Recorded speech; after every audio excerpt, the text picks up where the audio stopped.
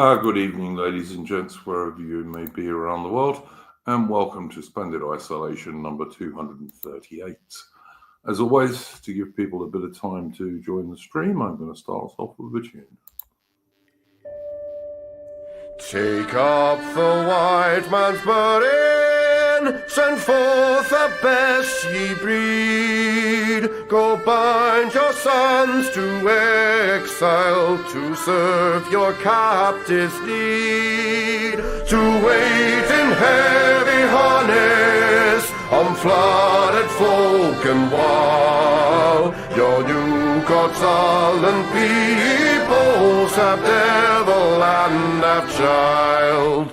Take up the white man's burden, in patience to abide, to veil the threat of terror and check the show of pride. By open speech and simple, 100 times made plain, to seek another's profit and work another's gain.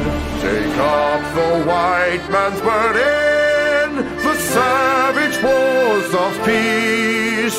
Fill full the mouth of famine and bid the sickness cease. And when your goal is nearest, the end for others sought, what's love that heed and folly, bring all your hopes to naught.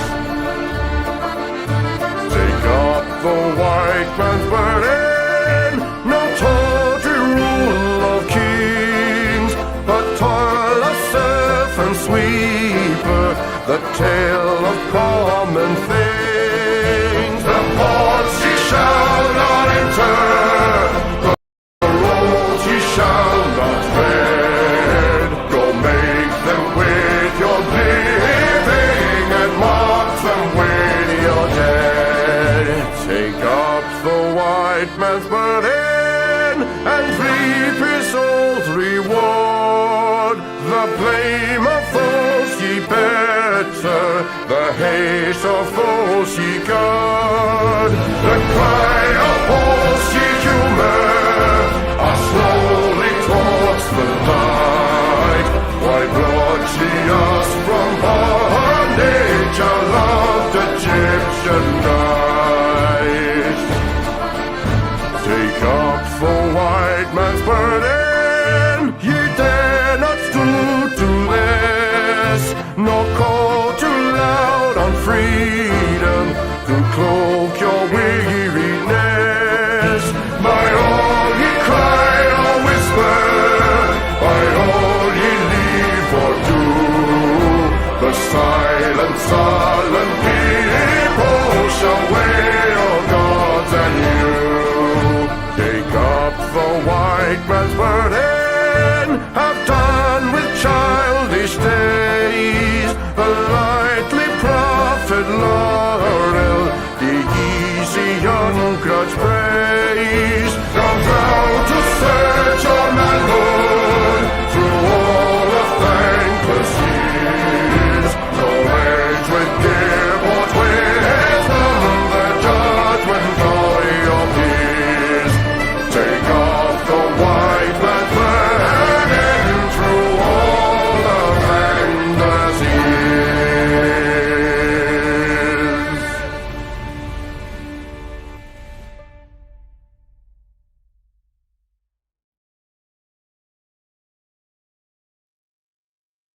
And that was, of course, the excellent Chris Gard. If you like good music, go and check out Chris Gard's YouTube channel. He's also on X, on Twitter, where we are also live at the moment. Good evening to my guests this evening. We've got a pretty full house this evening. I'm going to, as always, ask people to give, if they have a first topic to start us off. And I'm going to start with Adamant tonight because I know he has to leave us early because he's going on a trip tomorrow. So, Adamant, did you have a first topic you wanted to talk about this evening? Oh, I mean, it's been a pretty hectic news week, so there is plenty to talk about. I'm not sure if I've got a specific subject. Did you can we talk about David Lammy actually? Yes. Mastermind, as everyone calls him. Yeah. Well, yeah. I mean, the thing is because they've made him, if I'm right, they've made him essentially head of the Justice Department. He's And Minister. Deputy No. Prime Minister. Have I got that wrong? Shabama Mahmood is the Justice one. David's Well, deputy. Hang on, Tariam. I know that they've made Lammy Deputy Prime Minister and Justice Secretary. They have. Oh, But right, it's yeah. Just to provide some clarity of the reshuffle. So Lammy's got those jobs.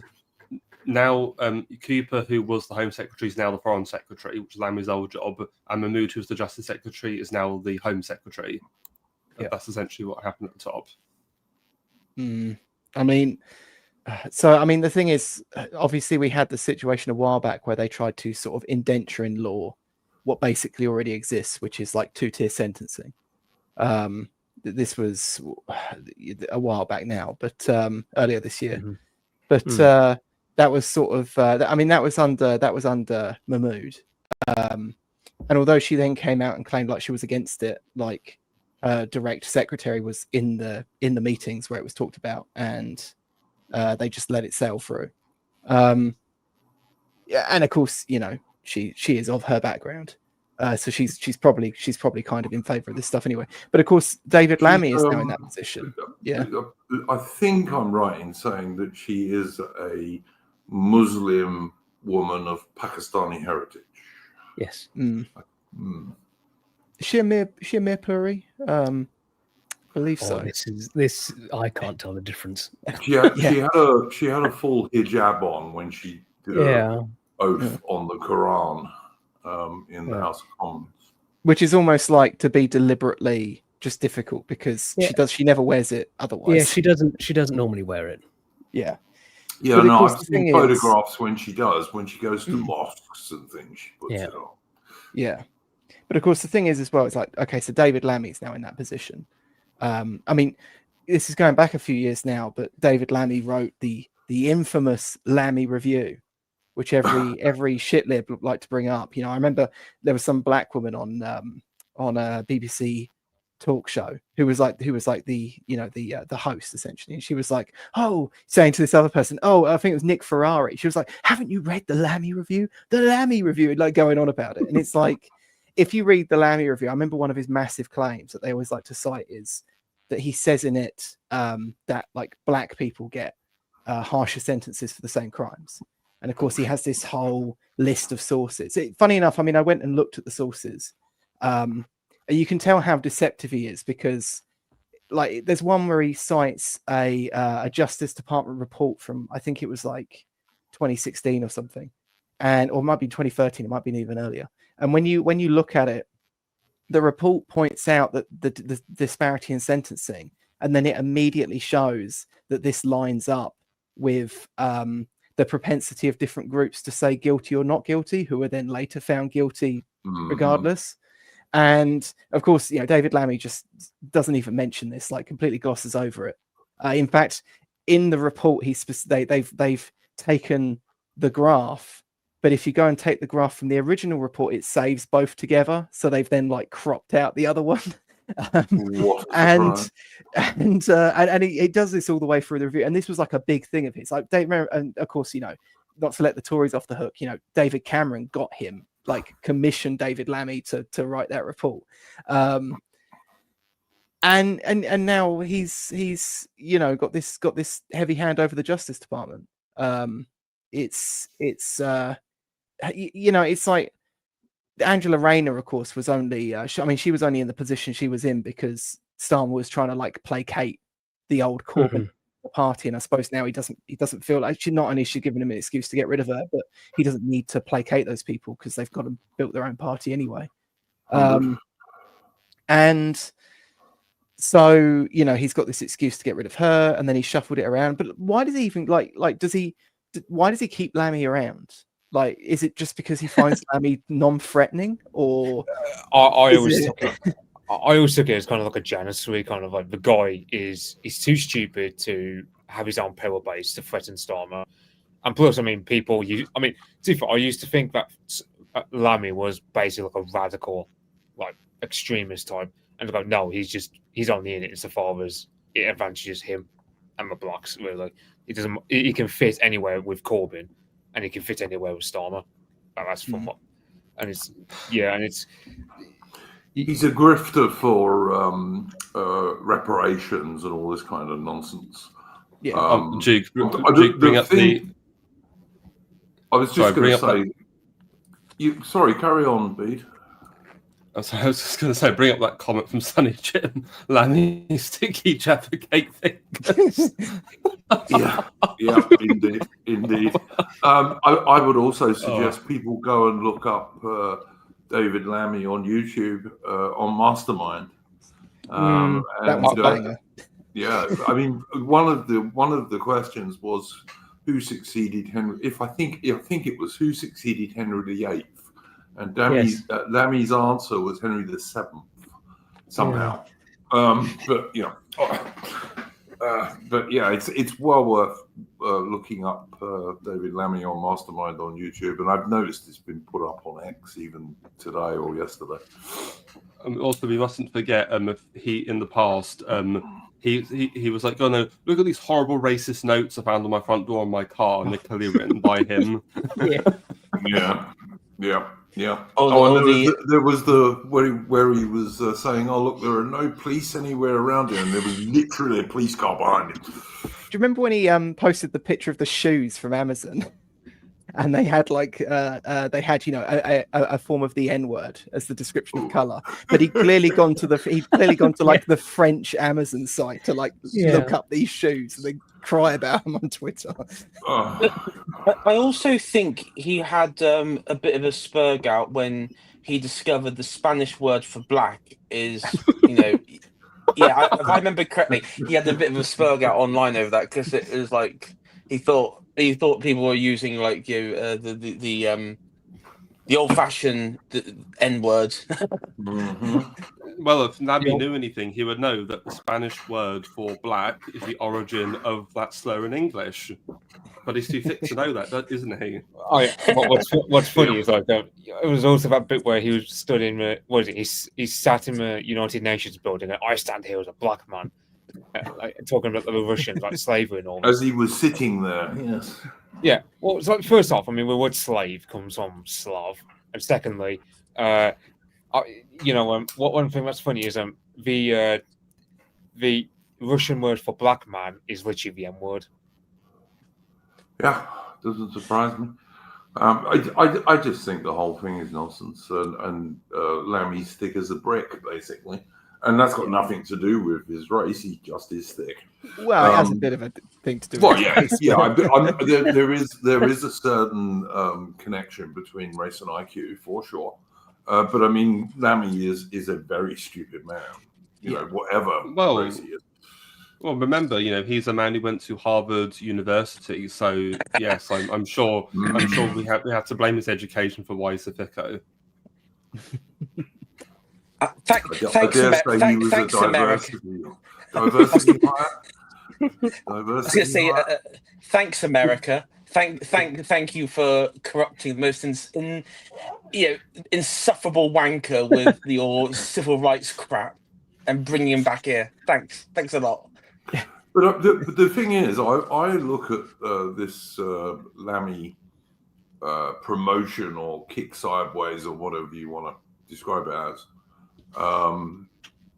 and you look at people like Lammy, and you look at people like the Muslim Pakistani woman who is now Home Secretary, and how would it be different if we'd been invaded and conquered? What is the difference? I mean, sorry, we've got Reform, who seems to be given every major position at the moment to the brown guy. Yeah. You mean the Sri Lankan Muslim as opposed to the Pakistani Muslim? Yeah. There's differences. Yeah, and it's like you've got the Tories with a literal Yoruba tribal nationalist at the helm. Yes, it's amazing. Yes. Yeah. It's honestly, how would it be different if we had been invaded and conquered. You know, I mean, the last prime minister was an Indian. It's literally, it's as bad as if we'd been invaded and conquered. All I have to say with Lammy's promotion, I think, I hate to say this, but I think he's deliberately being positioned to potentially replace Starmer as prime minister if Starmer has to resign. God. Yeah, as a, you know, we already had Sunak, but we've got to have a second humiliation ritual. We've now got to have David Lammy as our prime minister. And because the thing is, it should be noted that because Rain has resigned as deputy leader of the Labour Party, they've now got to have a new election. And I bet you they'll put Lammy up for deputy leader of the Labour Party. And if he gets in, that's going to solidify his position. And if Starmer goes, we'll end up with Prime Minister David Lammy. I don't know. I'm thinking in a way they kicked him sideways because is Foreign Secretary not a more important job than Deputy Prime Minister? Well, no, but he's clearly, think about it, if Starmer can't be in the country or whatever, he's on some visit, Lammy now has to stand in for him at Prime Minister's questions in Parliament. So it's an important position. Yeah. Oh my God! Can you imagine? It's now going to be Prime Minister's Kemi versus David Lammy. Oh my God! Yeah. Oh. Oh man, I don't know. I mean, I put a LAMO up about this on X, and some chick had a go at me and said, "This is no laughing matter," and I just replied to her. I just said, "Look, if you don't laugh, you're going to cry." It's like, If Jenrick persuades Badenoch to ask Lammy the breakfast question at Prime Minister's questions, does it become like an endless loop? Like, oh my God. Dear. But yeah, no, I mean, honestly, you've got to look at the British House of Commons and the leadership of both the Labour Party and the so-called Conservatives, you know, the uni party, as we like to call them. And it's just the same. It's almost like we've been invaded and beaten in a war. Yeah. Well, this is the thing that's so very insulting about it. You know, you'll talk to like one of the paradigms that comes up is a shit lib will try to chastise you for referring to immigration as an invasion, and then they'll liken it to the Vikings coming over, or the Norman invasion. Yeah, like literal invasions. And then on top of that, you'll say to them, well. Okay, and then they'll go, well, you know, what are you going to do? This is inevitable, blah, blah, blah, blah, blah. And it's like, well, okay, maybe it is inevitable, but why don't you let me round up some lads on the beach with, you know, axes and bows and arrows, and we'll find out how inevitable this really is. Yes. But of course, that's, you know, to them, it's just a dead end conversation to them. Yeah. But in Minecraft YouTube, of course, we are totally peaceful on this YouTube channel. Yes. We're all pacifists. Yes, but thing is, Ataman, you know, rounding up your squad of men with axes and bows in Minecraft, that sounds a bit like toxic masculinity. You wouldn't go expressing that now, would you? That's true. Yep, that's true. Yeah. Well, the thing I noticed something today, Armin. I was looking at the King's Troop Royal Horse Artillery. You know, the guys who do the gun salutes around London, and I only just noticed it by accident. They used to have two dudes who would ride on the limber of the gun carriage, and they don't do that anymore. And I looked it up, and it's health and safety because they might fall off. Because God forbid that the army should be a bit dangerous, you know. Well, actually, I had somewhere where I used to work because I was a fire marshal there, and the guy who was in charge of the health and safety for the whole company, who we used to have to have meetings with, he was an ex-army officer, and he used to bang on incessantly about how dedicated the army was to health and safety all the time. Yeah. Although he was a bit more practical minded, to him it was probably the health and safety of the army in the 90s than the 2010s. Yeah. But look, the army is careful about things like negligent discharges of your firearm and all this kind of stuff. Of course they are, but you know, it used to be an accepted thing that even on exercises, the army could be a bit dangerous, you know? Yeah. I mean, my mum says a lad she knew growing up, you he went off to join the army and during training got decapitated somehow. Because, you're around a lot of heavy machinery, these things can happen. Yeah. There was certainly a guy in the old days who was going over a wall in full kit with his rifle, and his rifle was slung over his shoulder so he could go up the road. And he fell backwards, and the barrel of his rifle, the old SLR, went straight through him, which didn't do him any good and spoiled his whole day. But, these things happen. You're training for war, for God's sake. Yeah, there's got to be a little bit of risk involved. I mean, I still miss, they still do this in France, the old bin men riding around on the back of the truck, just like hanging off. Yeah, they used to do that. I remember they You certainly can go don't anymore. you can go on YouTube for people that are a bit on the younger side, especially, and see, like, literally within the tenure of Tony Blair, people cleaning Big Ben by just hanging off with like a bit of rope tied around their waist. Yep. These Mitchell comments about Lord Nelson. Imagine how much he'd be suing the Navy for these days after all those injuries. Yeah. Right, I want $1 million for the eye and $1 million for the left arm. Yeah. Well, we joked when we did our stream on the Battle of the Nile. We sort of joked about how he sort of, like, when he was knocked about, he was like, "Oh, I'm dying, I'm dead, I'm dying." Yeah, take over. It's all over for me now. I can imagine him sort of like seeking personal injury lawyer sort of thing in modern day Nelson seeking ambulance chaser. If the Battle of Trafalgar happened today, the entire crew of the HMS Victory would be court-martialed for the negligent death of Lord Nelson. Yeah. It's just got ridiculous. But yeah, I mean, as someone said and started us on this side chat, it's toxic masculinity if you're willing to defend your country. And of course, one of the things that we get is people like us will not encourage young boys particularly, to join the armed forces. And the reason we don't is, if you join the armed forces today, you're going to be supporting Starmer and Lammy and the Pakistani woman who's now the Home Secretary. Now, do you really want to go fight for that? Because I know I wouldn't.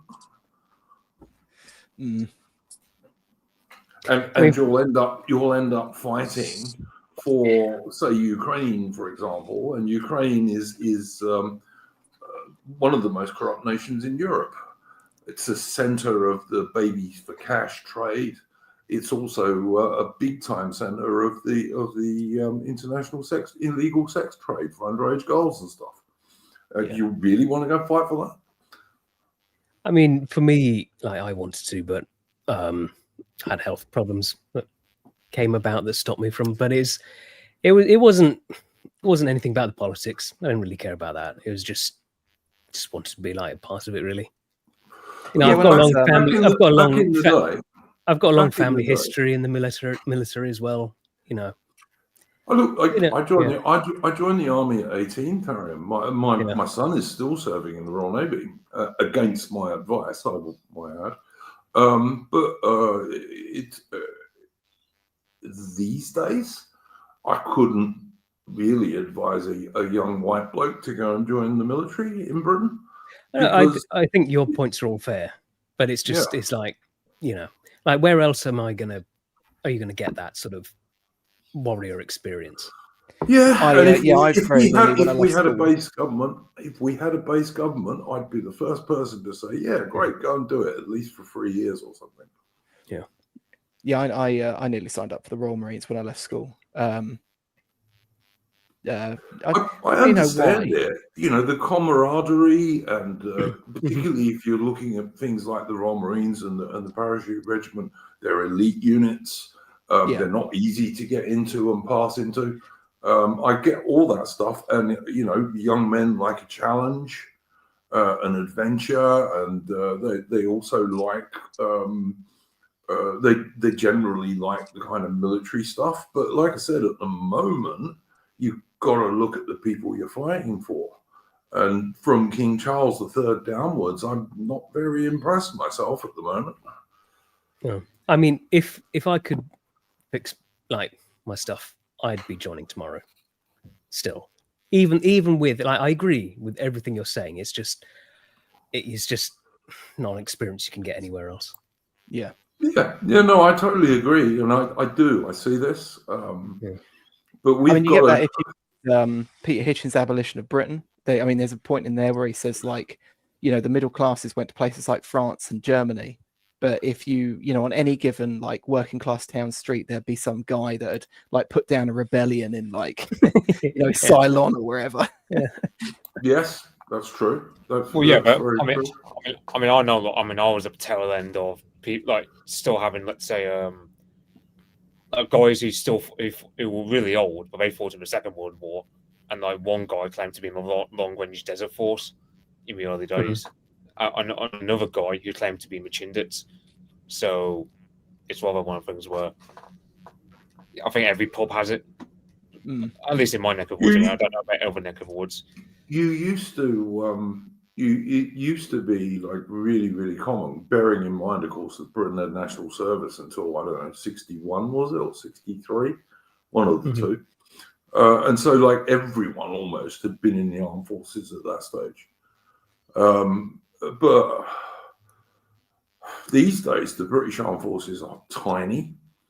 I mean, I was talking on a defense commentary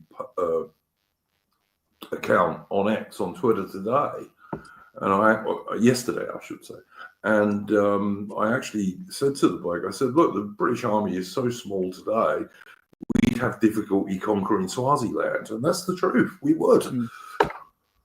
Yeah, so there was a few NAFO types going, oh, well, we should deploy all our army into Ukraine to fight the Russians, and it's like, okay, that's like 5,000 guys at most we could logistically deal with.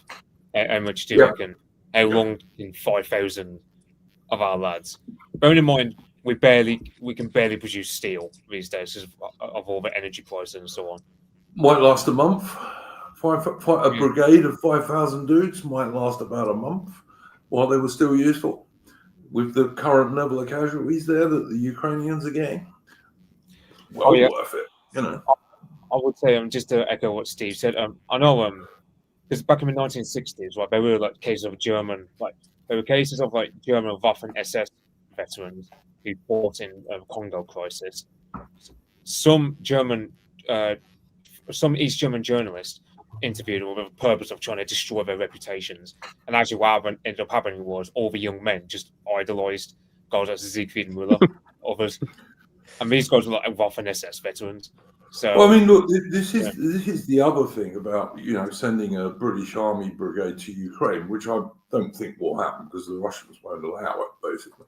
But if it did, and if they got involved in fighting, do people not think that the Russians are not going to take out British targets, like military targets? Do they really not think that the Russians are going to not missile Portsmouth, for example, or Rosyth?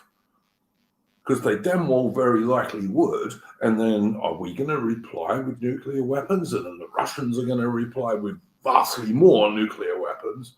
And you got World War III. It's just so insane, the idea of sending the British Army to Ukraine. Or any British forces to Ukraine. Yeah. Completely insane. Yeah, only a twat like Starmer, who wouldn't know one end of a rifle from the other, would suggest it.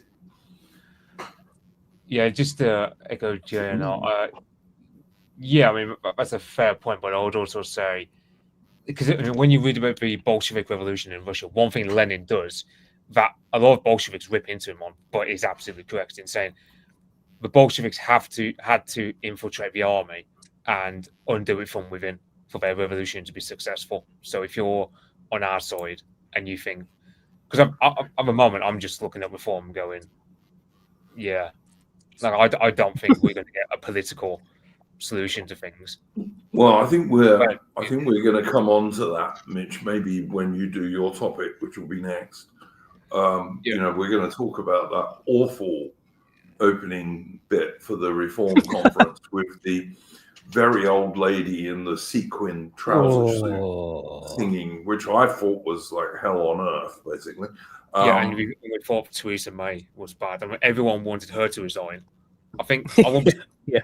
and it's like a lot of the people who are covering for her 7 years ago would have been calling for Theresa May to resign when she was dancing in South Africa and stuff. Yes, I remember.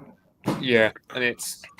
I mean, Well, I say yeah, dance. I remember she also during the Tory Party conference, she came out to like Dancing Queen and danced to it as well, and it's like, for Christ's sake. Yeah. It's, I I dare say we'll talk about that in a minute, because we probably need to talk about reform a bit, because I'm entirely agreeing with what Mitch was saying there. Adam, did you have anything to add to that? I was just going to end with saying, like, if we are going to be serious, like, if people on outside don't believe in a political solution, then you should be telling guys to join the army to get military skills. Like, yes, you have a point there. Mm-hmm. You do have a point there, but if you do that, you've got to keep your views and your power levels very quiet. I mean, I was going to say that, like, I mean, I have often said to like friends and that, if they did like a mass conscription because they, wanted to seriously go and do this Ukraine thing, I would actually, I don't think they'd take me because I've got like a health issue, which is why I couldn't join the Royal Marines back in the day. But I would go if they would take me, because, where are you going to get combat training, military skills, camaraderie with other people that are disaffected? I mean, an opportunity like that's only been done once before, and it created the mid-century Germans. There is that. Yes, that's a very good point, actually. Yeah, I mean, all the old front fighters were the people who formed the mid-20th century Germans. Yeah, the same. Actually, I can picture it now. You're brought back wounded from like some sort of gas attack on the front lines of the Russians, and you say that once you unwrapped your eyes and found the Labour Party, the November criminals, had surrendered to the Adriatic and the Bolshevik horde, They spend. I do know they spend a lot of time these days trying to tell people in the military that if they are patriotic, they could be right wing. And the thing was, when I was in the army in the 1980s, everyone was right wing. Like, basically, everyone was socially right wing anyway. We all had Union Jack swimmers. Everyone did, and T-shirts that said GPMG, peace through superior firepower. I will say that it. Sorry, I was just going to say one thing that has reminded me of this conversation. A few years ago, and maybe Mitch and Atman might remember this. The German army, a few years ago, went through this bizarre storylines where there was originally you had, of course, that Crown Prince, the German Crown Prince, who plotted a coup. But a few years before that, there was a large investigation done by like the Interior Minister in Germany. Now, I thought originally this was just like liberal sort of panic. This was like some sort of just mass panic. Was this when you tweeted about it and said this is a true network of tens? Yeah, that's right. Yeah, that's right. Well, it's true. It's true. Yeah. It's undeniably true. But there was it looked like there was ammunition missing from German barracks, and what they supposedly uncovered was a network of officers, largely from the old East German military officer network, along with current service personnel, in barracks across Germany, who were organizing this sort of nationalist and neo-Nazi, supposedly neo-Nazi organization. And the plan was that they were going to instigate a coup. They would use jets to target the Bundestag and Merkel's house, and they would go around, and literally they would go around to every German city overnight, arrest key journalists, activists, and American NGOs, and execute them and bury them in the Harz Mountains. I mean, based and supposedly this was all the counter-terrorist police in Germany stopped this, and there was I think one of the pilots went there was a pilot for the German Air Force went on trial. I don't know how true all this was, and half of it was made up because this was about cracking down on the far right. So, but there was a significant number of weapons and ammunition that went missing. So, Well, I mean, obviously no one here would support such a crazy anti-democracy plan as that, because absolutely not. we're all peaceful. Never again. Never again. Yep, never again. Well, never. Except over Ukraine, of course, which actually does have neo-Nazis in the Azov units, but never mind. Regarding that little plot there, AI, if I recall, wasn't there like an 100-year-old woman amongst them as well who they arrested, and it's like put on trial, and like, seriously? She remembered the good old days. Yes. Yeah. She was going to lead the charge in a wheelchair. Yeah, there were. I mean, these were two separate events, but the one with the Royal German family that was with the 100-year women.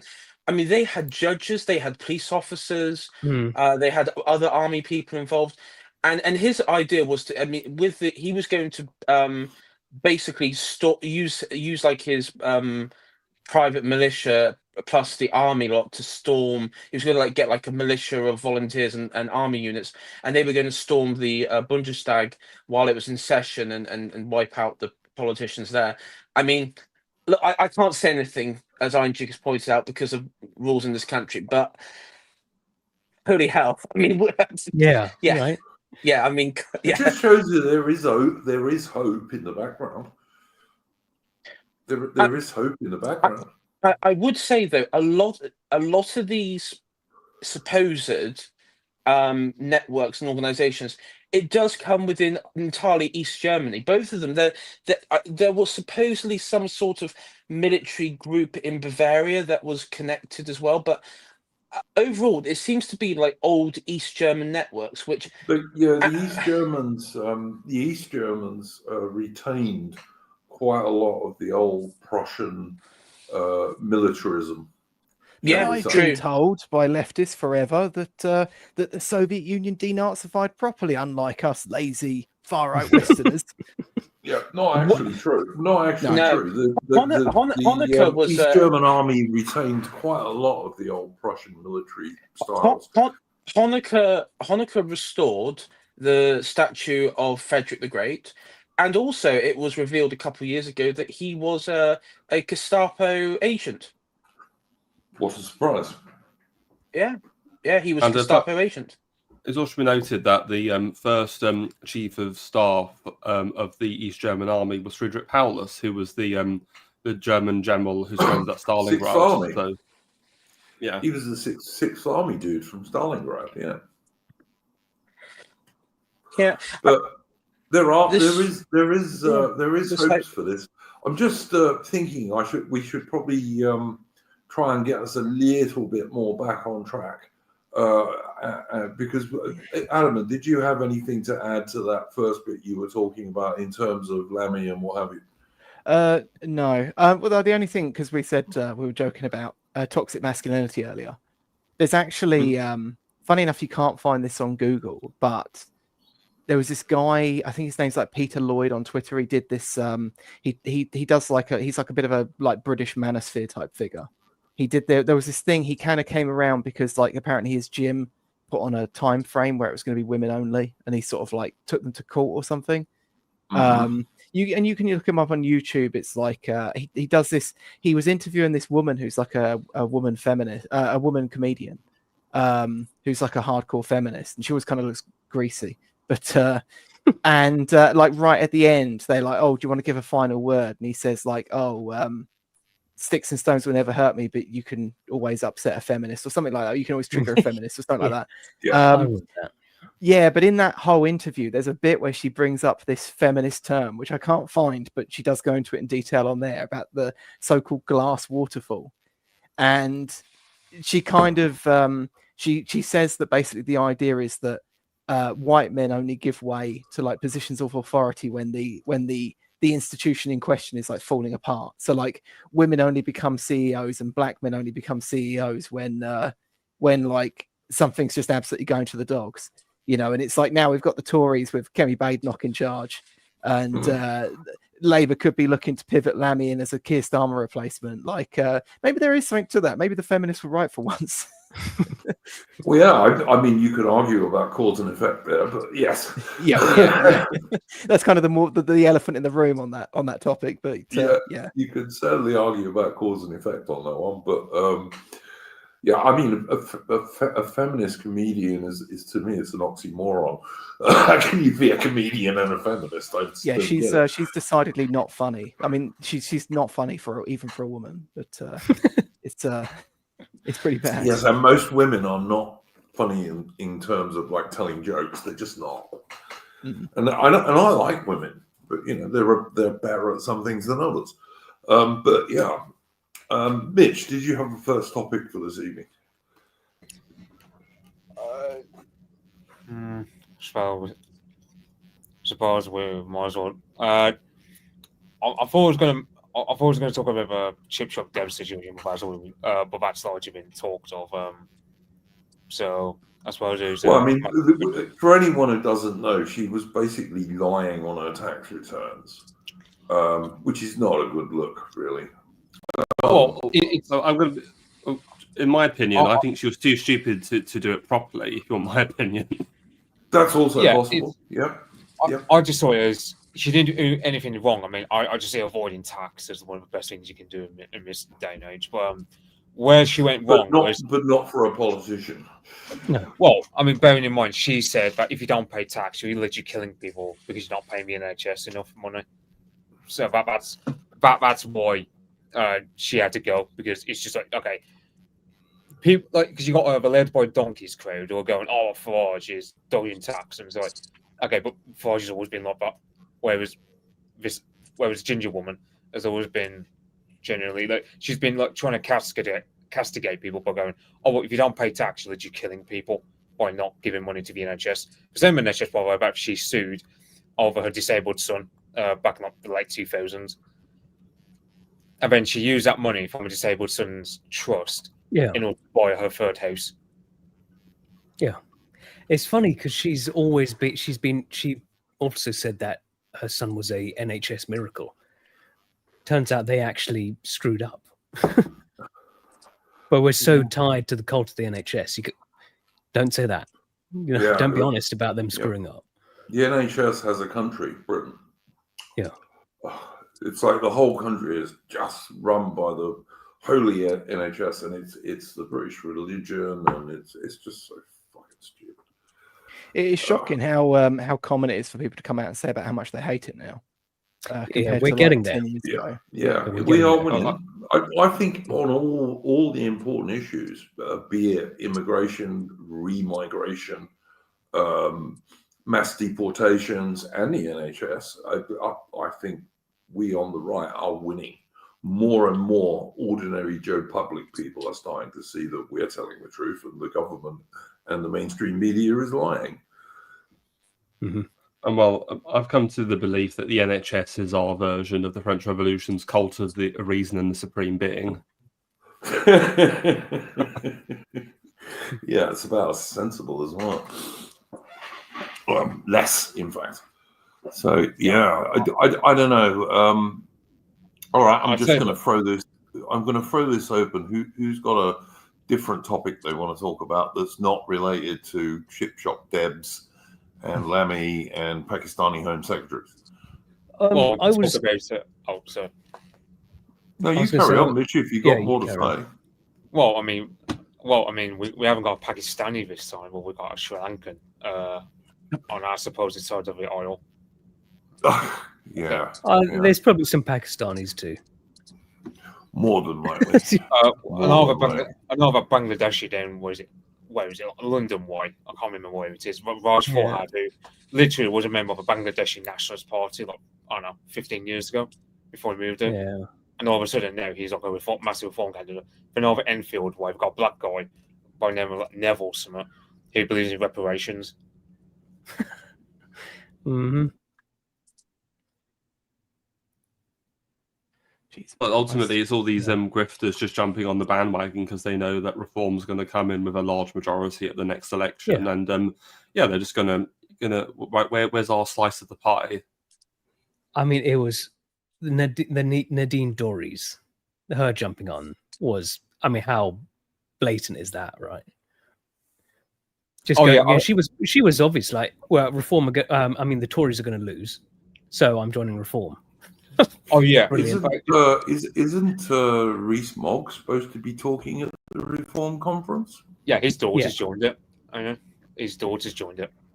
Right, And so I mean, I back in the day, I remember that we all had great hopes for Jacob Rees-Mogg when he got into the government, and he was an enormous disappointment. And he's not going to be any different if he joins Reform.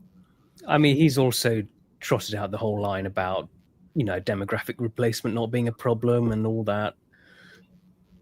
yeah, I remember. And the more of these people that join Reform, the less likely that Reform is going to do any good whatsoever, in my humble opinion. Yeah, like I was watching Farage on GB News, I believe it was, where because this one female journalist asked him, "Oh, why isn't Nadine Dorries joining Reform?" And because bearing in mind she's was the main author of this Online Safety Act, and he went, "Well, she thought it was only about children. She didn't think it was going to result in like police knocking on people's doors for tweets." And it's just like, so 5 years, I can find tweets of her from like before the lockdown where she was complaining about police going after people with conservative views. Like, I'm like, there's no question of naivety on her, but if she really is that naive, then like that's just reason enough not to have her anywhere near Reform. But like, it's just Farage was so determined to have her. Like, I thought, yeah. I mean, there is that. I saw that tweet that went out that said, you know, a year ago, Beau from Labour Seaters was kicked out of Reform because of his stance on mass immigration. Yeah. And today, obviously, Reform has adopted that policy of reversing and even, you know, deporting. Well, what have they said, like 600,000 or something like that? Yeah. And even though this is sort of viewed as like a win, you know, the fact that the argument has, you know, shifted, the reality is that it kind of hasn't. It's all been co-opted, and you know, now we've got Nadine Dorries, who's, as we mentioned, wanting Farage to basically allow Boris to come in under the Tories and, you know, let the Tories lead the way for the next general election with Reform. And it's just like, I mean, number one, that's delusional because they've got nothing. The Tories have got nothing to bargain with. I mean, literally nothing. That is such a delusional, you know. I mean, I actually think they're more delusional than Corbyn at this point. I mean, don't forget, never forget the Boris wave. Yeah, like exactly. After Alexander Boris, in air quotes, Johnson, conned the British people with his "let's get Brexit done" bullshit, he then brought in more immigrants than had ever been brought in before, even under that vile shit Blair. Yeah, I saw someone on Twitter say at this point, Kemi can literally just say, "Oh well, she isn't bothered by the baggage of the Boris government anymore because all those Boris ministers have all flopped over to Reform." Yeah, that's basically what's going to happen. What's going to be the difference between Reform and the so-called Conservative Party then? Because I don't see it at the moment. All I'm seeing is the Reform are rapidly turning into the Conservative Party Mark II. It's funny because I think. Sorry, I was going to say, I think Nigel and Zaya specifically called out Nadine Dorries and saying, we don't want people like her in the party. And now you got Farage actively praising her, going, "Oh, it's going to be great. We've got all this experience coming into the party." Okay. So something I wanted. Yeah. Sorry, you carry on, please, Pete. Yes, a black pill I've just discovered while browsing Twitter while we were talking is Lucy Connolly went to the Reform conference and she defended Ricky Jones, the Labour councillor who obviously called for the rioters to have their throats slashed, and I'm just like, oh, for fuck's sake!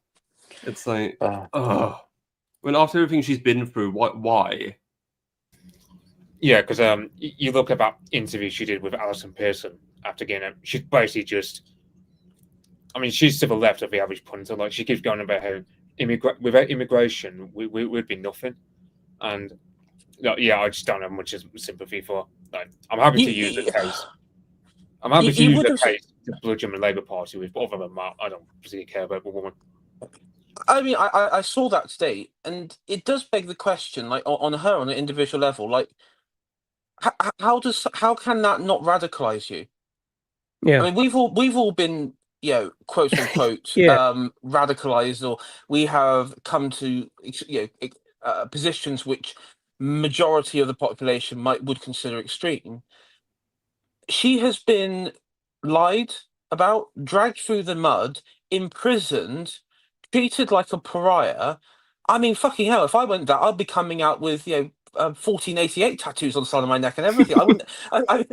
No joke. I would not. I would not be. I would be a totally different person. I don't know how she. It's kind of like they just arrested, like, and sent to prison like a genuine normie. I mean, she is a shitlib. She's been all for like immigrants are great and stuff. She thinks we need immigrants and stuff. Yeah. What do we need immigrants for? Because we need more criminals. I don't know, but she said it because I heard she was like, she went like MI5 I think took her in after the arrest or something, or the release. I heard just today, and yeah, she basically just disavowed all the right wing basically. Yeah, I heard this actually while she was in prison, that she was actually a shit-lib normie. Yeah. And she just did a couple of posts, which she very quickly removed. And then she stupidly pled guilty. But yeah, no, I did hear that while she was still in prison, which is, I mean, I don't think she should have gone to prison, obviously. But then I don't think Tommy Robinson should spend as much time in prison as he does. And I've got no room for him at all because he's an Israel shield. I mean, I do think he should be in prison because it's attention. It's attention seeking. At the end of the day, it's just giving him attention, and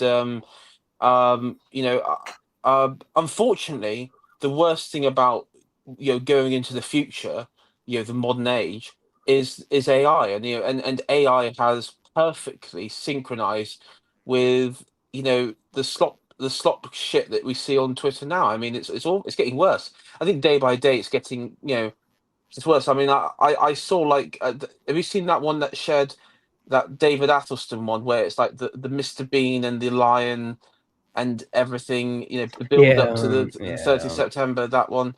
I mean, I don't know. It's. Did you guys see that there was a bit of a fuss a couple of weeks ago that Japan was going to have certain cities that were going to have people from specific African countries that would go live there? Now, I follow a few people who live in Japan.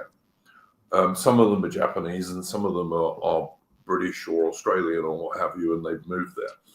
And they were all saying, this is bullshit.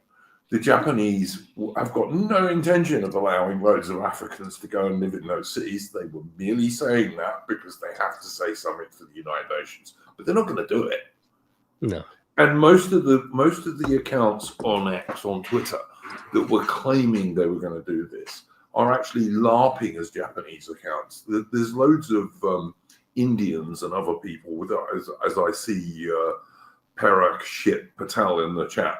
There are loads of people LARPing as Japanese on Twitter, on X, and they tend to be Indians. Yeah, and there's a lot of stuff that gets put up on there. There's one guy who's actually in Britain, although he might actually be an Indian in Britain, who claims to be in Japan. And one of these guys actually, by a bit of investigation, proved, and he LARPs as a Japanese woman, right? Of course, but he's actually he's a bloke in Britain. Are we talking about Ray Murasame? Yeah, well, yeah, similar, very similar, very similar to that beat. But yeah, there's a lot of that goes on, and I mean the other thing that gets on my the other thing that gets on my nerves on Twitter is all these accounts that ask you a yes or no question all the time just because they want replies. You know, Yes, do you obvious. think? Oh, for God's sake, what's the point? What's scary is that there's still about another 700 million Indians still to get internet. Yeah. No. I mean, when I open up my Twitter, maybe in the morning or midday, this is what I have. I have AI slop from Tommy Zio crowd, random whore, taking selfies of each other. All right. Someone pretending to be an Indian who's a British patriot. I mean, when does it end? When does it end? Well, I don't like. I only follow less than 300 people on Twitter, so mine's not quite as bad as that. But even Do you remember that guy who? I forgot his name now because I had to block and mute it. I had to mute his name in him because even when I blocked him, he still kept on coming up. Inevitable West or whatever it was. Cause that was it. Yes, Inevitable West. Yeah, and I've seen that. He ended up like people sort of started to realize, oh, he's probably like an Indian because he was particularly doing the Southport stuff. He was just showing like fake stuff in the end, and he said to Lord Miles, who challenged him on him being Indian, said, "Oh yeah, we'll meet up in person." And then he started changing like the goalpost. Said, "Oh, well, actually, I can't meet up." And then it was like he just went quiet. And then I remember that they started that trend where, and I've seen it come back again, where you tell them curse Vishnu, curse the Hindu gods, and a true Hindu, of course, could never type that down and put that out there. It's like there's that Malaysian dude, isn't there? Ian Miles Chong. Yeah, he often comments about American and occasionally British and Australian stuff. Why? He's a Malaysian. I mean, I found something quite interesting. Have you ever heard of that I think his name's Jeremy. He does like I heard he does like a culture gaming YouTube channel. Quartering, that's it. Now, years and years ago, he hired him, Ian Chung, whatever he's called, as like a digital tech guy for his channels, his various channels, because I think he has more than one channels. And what he basically did was he ended up just taking the money and doing sod all. And then I think the Quartering actually had to sue him and come after him legally.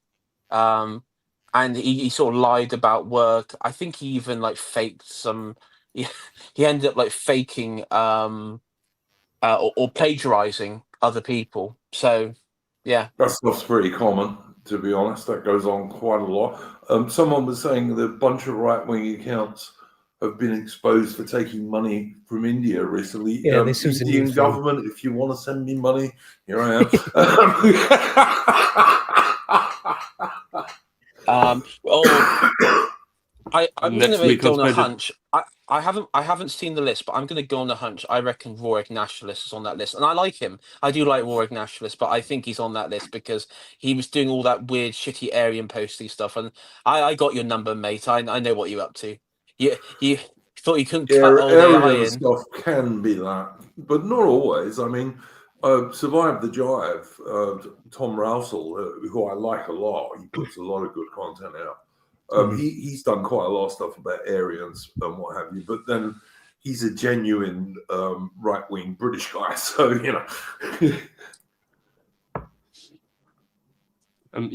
regarding Ren, I found it very suspicious because there was that news story about the homeless guy at the Tomb of the Unknown Soldier in was it Belgium, and frying like his breakfast on like the flame, and the next day Ren's like there, and I'm like, okay, convenient. You mean he turned up at the in Brussels? Yeah, he went to the Tomb of the Unknown Soldier in Brussels. and took a picture of himself there like the day after this story with the homeless guy. I'm like, okay, you suddenly just dropped everything. Yeah.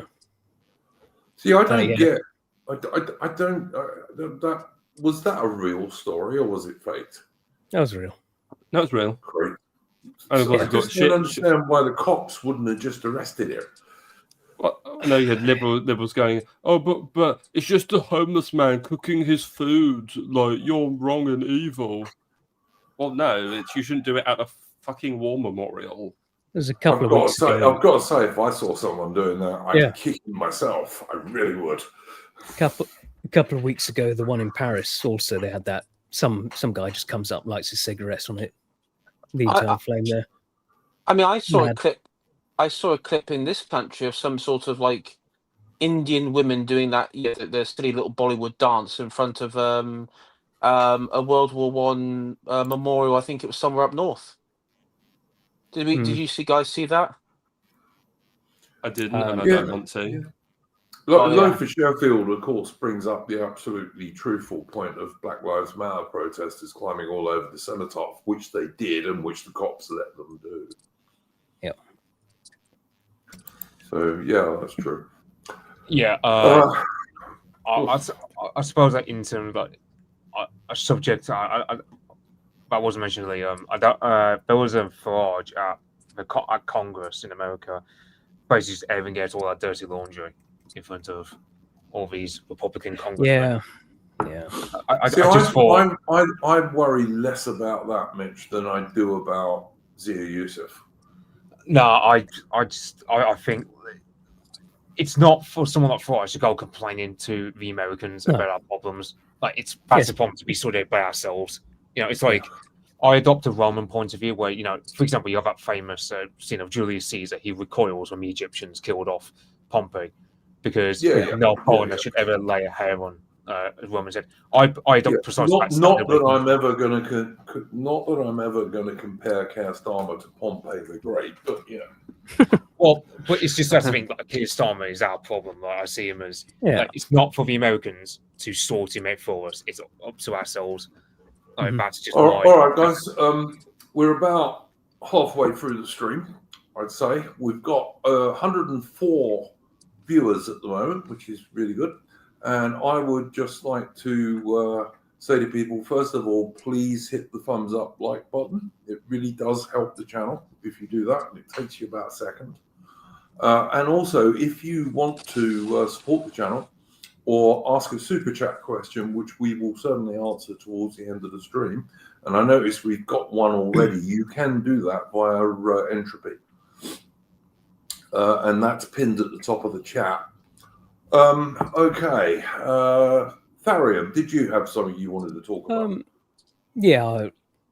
I was just curious about the Australian stuff, but I just wanted to, for that, just say, totally with Mitch, with Farage just going after America. It's just so weak and pathetic. Like, save us, daddy, sort of is. Yeah, no, I don't agree with that. I mean, I sent a nasty reply to Tim, the guy with the beanie hat. Who was talking about invading Britain. Which is just fuck off, basically. That's nonsense. I hate that shit. On the other hand, I do agree with Morgoth that far too many Brits and Americans on the right spend far too much time chucking grenades at each other. And it's just a waste of energy. We should be chucking those grenades at our real enemies on both sides of it. Alphabet Cat, yes, Tim Paul. That's who I meant. Who's the real enemies, Iron Duke? Well, Farage might be one, actually. I'm increasingly coming to the view.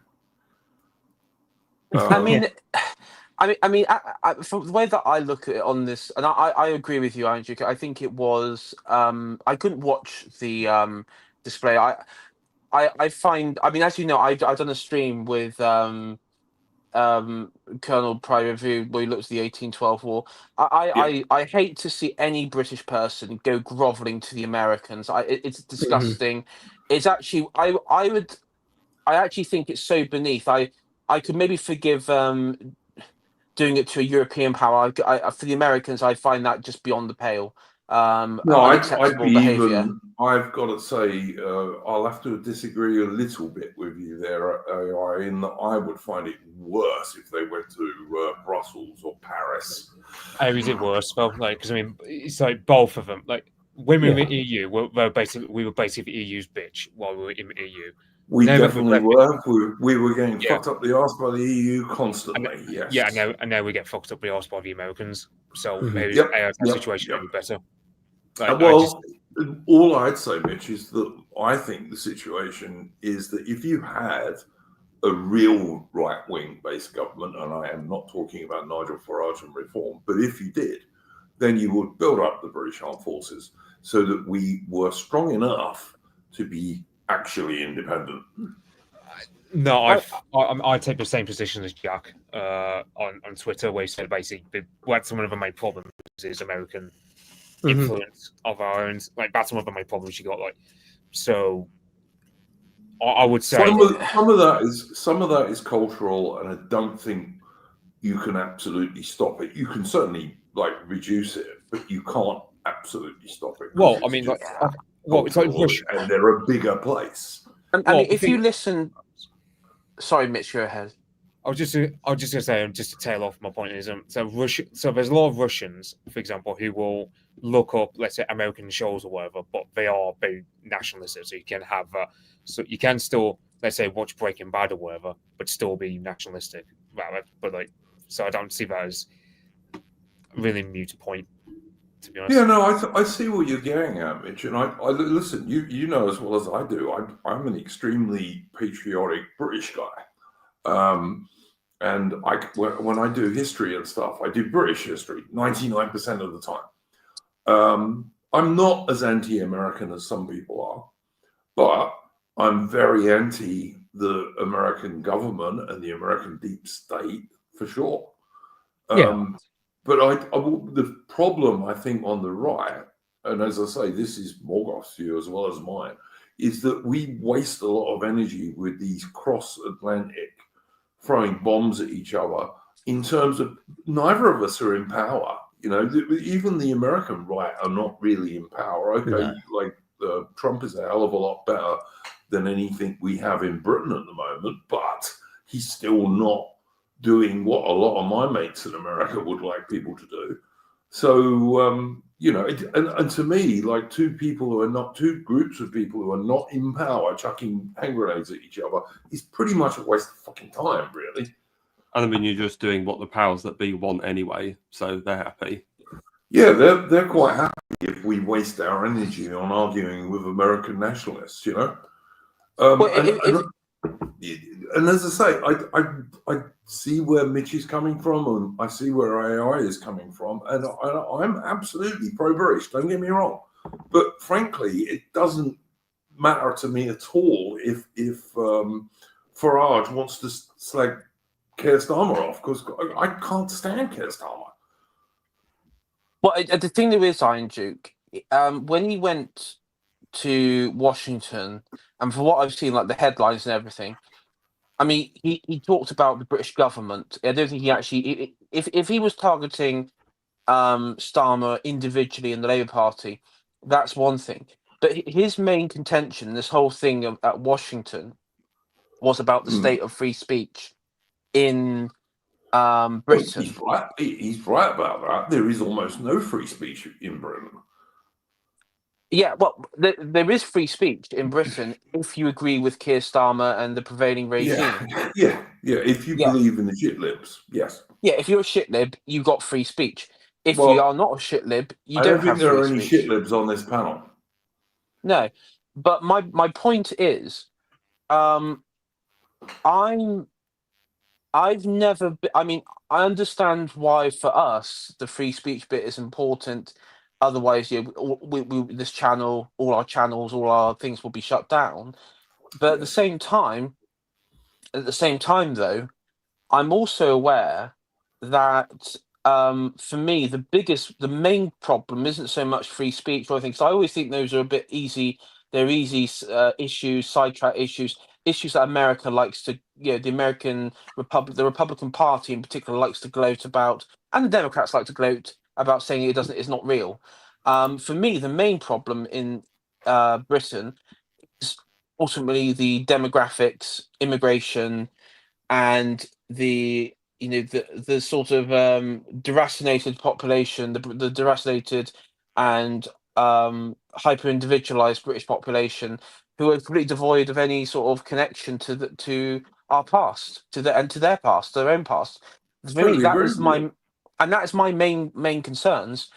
I'm Yeah, I not a totally free. agree with you on I'm that. not. I'm not a free speech warrior. I'm not a free speech absolutist.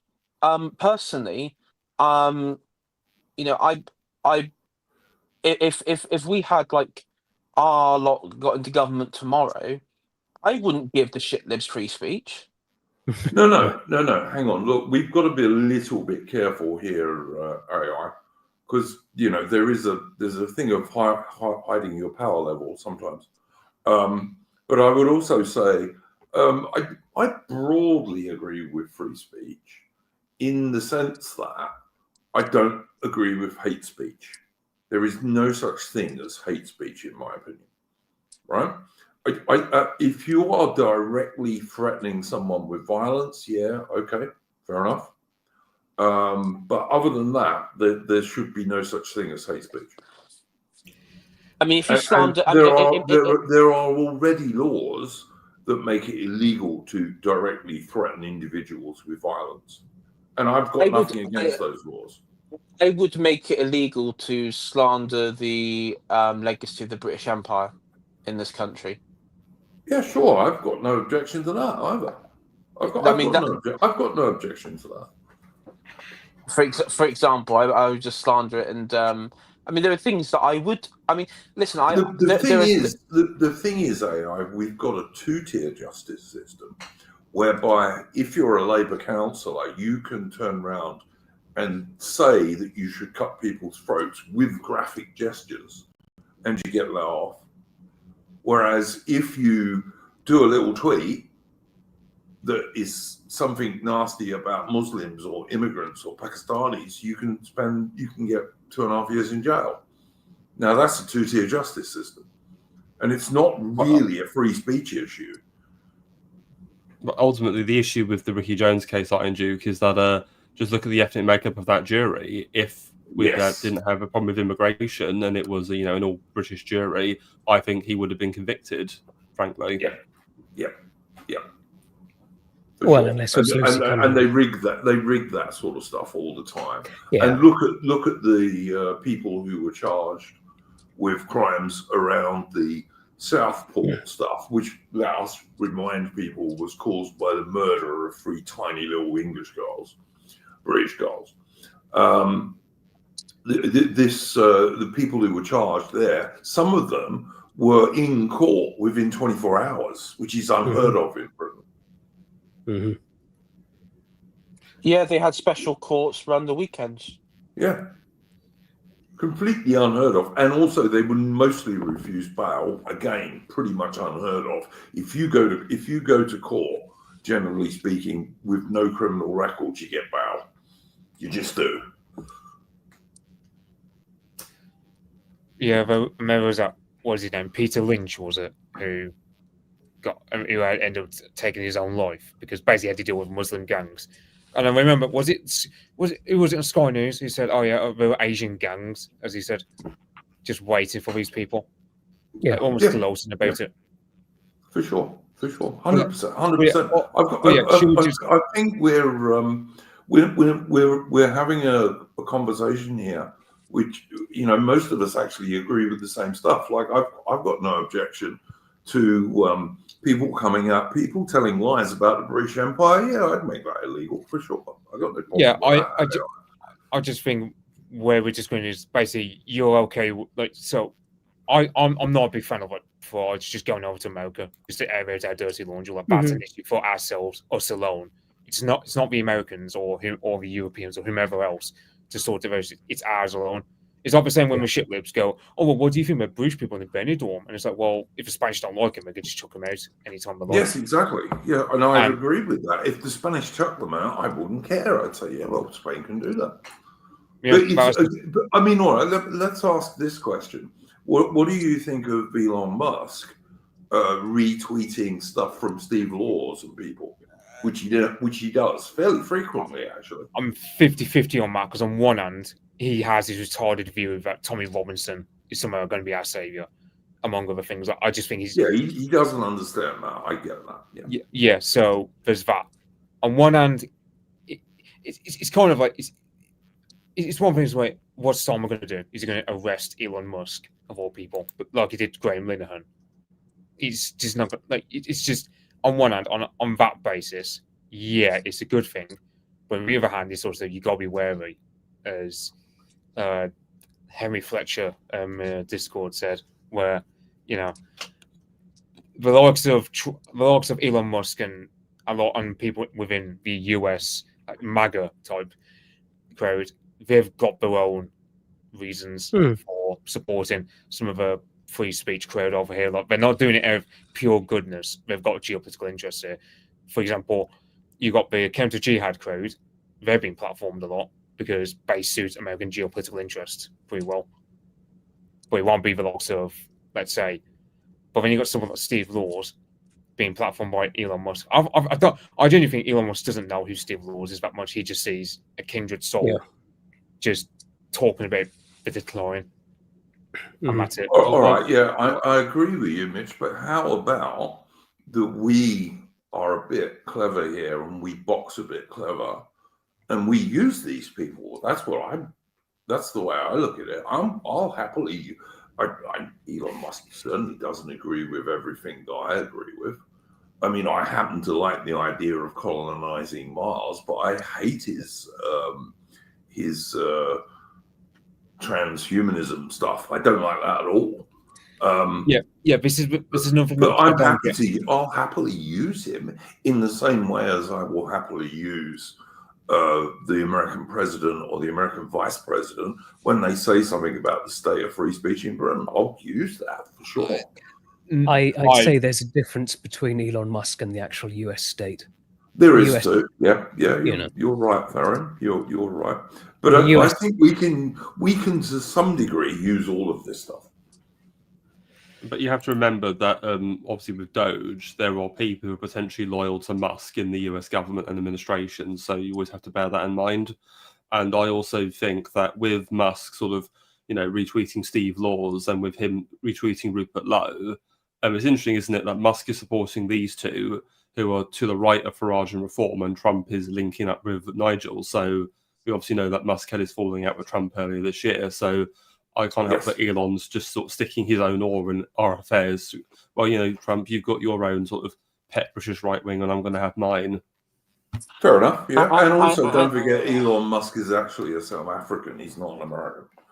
And also, I mean, it would be. I have noticed many accounts, Zionist MAGA accounts, who have been really pushing the idea of, like saying Britain is cooked. Look at all the grooming gangs. I mean, there's one really bad one in Florida that I really lost my temper with because it was just absolutely. Is it George Alexopoulos?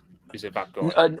That guy, but also no. There's one about the Scottish girl one and everything, and there are a lot of these accounts that are really, along with Tim Pool and also Tommy and stuff.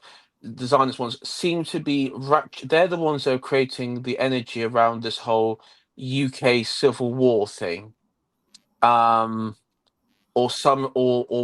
they're sort of like bigging up political violence.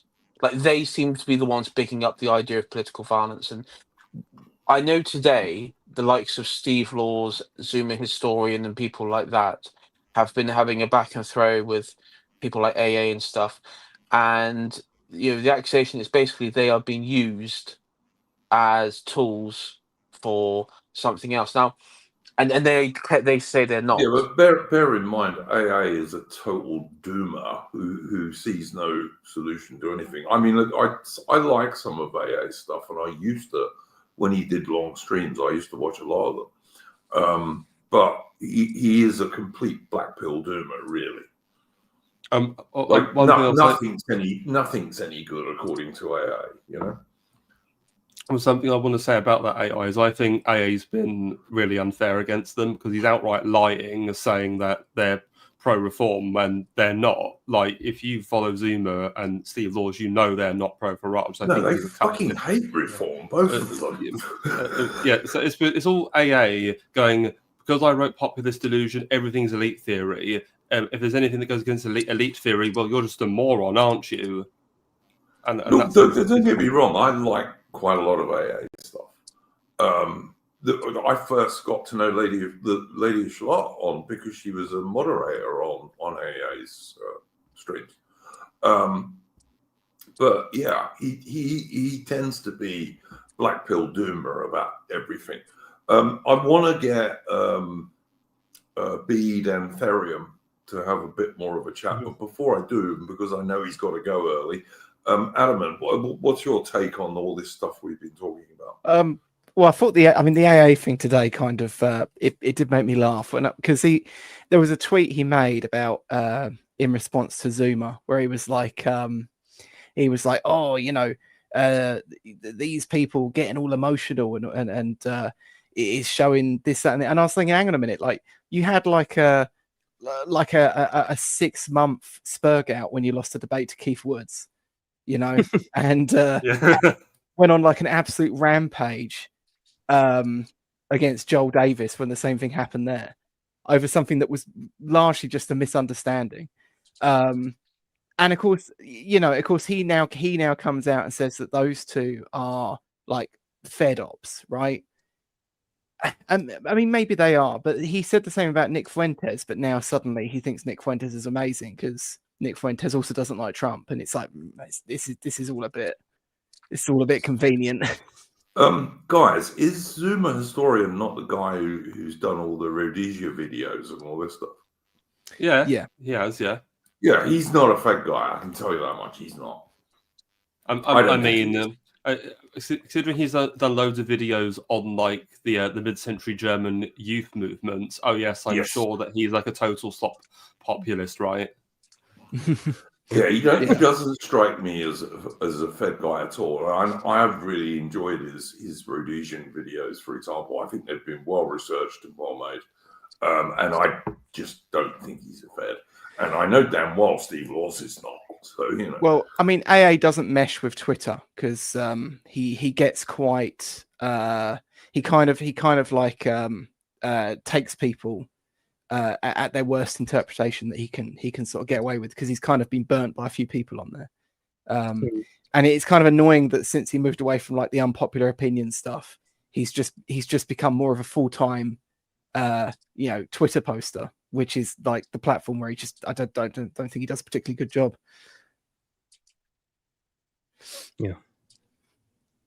Adam, what's your view on this Anglo-American stuff we've been talking about?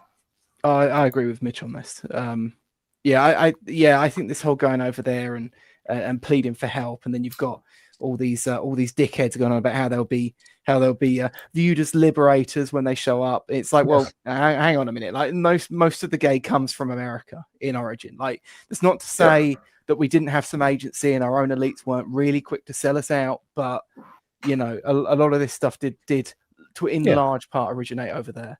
I mean, we know from the US AIDS releases that Musk did. It was all America, basically. But I still think, you know, we can use people like Elon Musk posting about the state of two-tier justice in Britain. We can use that because when Elon Musk reposts Steve Laws or whoever, many, many more people see it than would see a post from me or Adam or any of us on here. I trust Elon more than I trust the US state. Fair enough. Yeah, fair enough. Because he's just autistic. He's doing his own thing. And also he's got that South African sort of side. So he knows what happens with like multiculturalism, right? To be fair, he was chilling hard for his H1Bs up 6 months ago. Well, Yeah, and there's that conflict with him. It's like, well, this is good for my business, sort of. Yeah. But again, I think that is at least is knowable. That's easy to deal with rather than the US And state. also, let's also remember that until Elon Musk took over Twitter, X, we would have all got banned off there, pretty much. Yeah, I mean, like his buyout of Twitter is probably it's really sad to say this, but his buyout of Twitter is probably the most important thing that's happened to the right in years. Yeah. So I'm sitting here decrying the idea of like America getting involved, but you know, we do owe a lot of our movement as it exists now to just like the whims of the world's richest man. Yeah, for sure. Well, we can claim him. I think we would have almost all of us would have been kicked off if Twitter was still under the old management. It's one thing worth noting about Elon Musk. He's like he said a while ago, didn't like all his ancestry is pretty much English. Like none of it. I thought he was German because Musk is a German surname for America, but it seems in this case he's far like. It's probably. I'm sure there's a bit of Dutch, but yeah, he says mostly English though. Well, his mother's Canadian, so she's got. There are quite a lot of Germans in South Africa, or German descent people in South Africa, and they tended to be. They tended to mix in with the Afrikaner population, but not always. And also, far more. There's a lot more mixtures between Afrikaners and English people in South Africa than many people realize. Yeah, because of Afrikaners, they're a white mix of themselves. Like you got everyone thinks it's all Dutch, and they go, yeah, it was majority Dutch, but you also have plenty of French and Germans. French Huguenots, Germans, Scandinavians. Yeah, absolutely true. And as I say, there are a lot of white South Africans who, whether they identify these days as Afrikaners or as English speakers, which is purely the language you speak at home. That's all it means, because everyone used to learn both languages. There are lots of families which are mixed in terms of being English speaking and Afrikaans. That was very, very common. Yeah, I'd agree with Fabian in terms of saying like it's one thing when Elon Musk, like a guy who he's not really acting on behalf of state. I mean, I just see it as he's just really autistic. Like he's not. He hasn't exactly got state interest in the same way that lots of JD Vance do. Because I mean, you get JD Vance who will make sarcastic posts about. Well, it comes across as snarky because it's American saying it, where he goes, "Oh, London is basically an Islamic country." And it's like, it's one thing when we say it on here because we're Englishmen complaining to each other, but it's another when I'm seeing foreigners complaining about it. I just find it viscerally insulting. I mean, I don't like JD Vance for a number of reasons. Because number one, he was, he was like a Obama Hillary supporter right up at fairly recently. He was like that sort of wet Republican, what they call the rhino. He was a rhino again very recently, and also his name, because I know he's from his state is Ohio. In his neighboring state, in Michigan, in Dearborn, they have got Muslim patrols, right? I mean, if we're gonna do a bit of the counter jihad game, they've got Muslim patrols. They got police forces now where they're having Muslim. They've got Arabic Arabic writing on uniforms, on vehicles, on signs. You have like these mega Muslim mosques and centers where they're encouraging, non-Arab Muslims from the areas to get involved, and so it's like, and also it's been revealed this week that there are grooming gangs operating in the United States. Yeah. So, it's this kind of smug. It's very typical that there's this like American smugness, but actually turns out they're experiencing the same situation as well, and probably in some areas, it's a larger population. It may even be worse. I mean, we know how the American state views white Americans. Yeah. So- I would just say, AI, that on this channel, you and I and Mitch and Atom and I think Tharium and Bede probably as well, we have all pointed out many occasions, and including last week's Splendid Isolation stream, that demographically Britain is actually in a better position than the USA is. We always say that on here because it's the truth. Like the proportion of Anglo-Celtic white people in Britain is higher than the proportion of I don't know, founding Americans or whatever they call themselves these days. The thing that annoys me most about it is, like, I don't give a shit about the Americans mouthing off, but what annoys me is that I see it having a demoralizing effect on so many of us. I see people on other stream repeating the same bullshit they've heard from all these Americans, and For it's sure. that's what pisses me off the most. Yeah, no, I do. Look, I do agree with this, and as I say, we point this out fairly frequently, and we certainly did last week. So I remember doing it. You know, demographically, Britain is in a better position than the USA is overall. So, you know, those Americans, and many of them are Zionisty counter-jihad people who turn around and say, oh, yeah, Britain's lost. It's a Muslim state. Of course, that's bullshit. You know, what we've got is a traitorous elite in Britain who are putting these people into positions of power, including Nigel Farage with Zia Yusuf.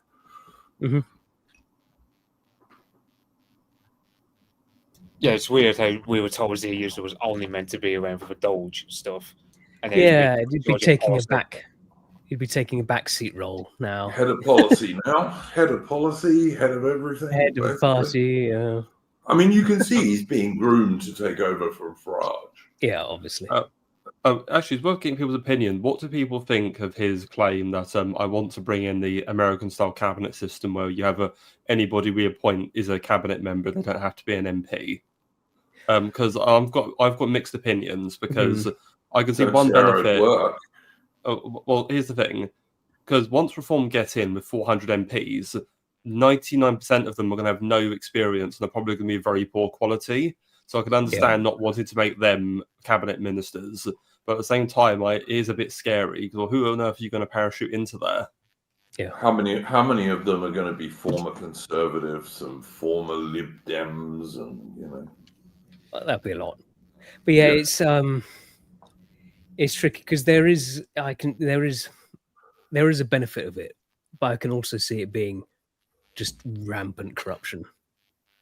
It's like they've mentioned like getting the Dyson guy involved. It's like, and the problem is you can see like they're just going to be passing laws that benefit all their own businesses. Like it'll be like kind of like America, but worse. And also in Britain, the part of the root of the problem in Britain is the civil service. I'm just going to say that it's the cabinet secretary and the undersecretaries of each department. All of those guys have got to be sacked. All of them. Like at least the first 2, if not 3 levels of those people have just got to be sacked, even if it costs a lot of money in payouts. Got to get rid of them. I mean, I'm torn on that as well, but I'm sort of 50-50.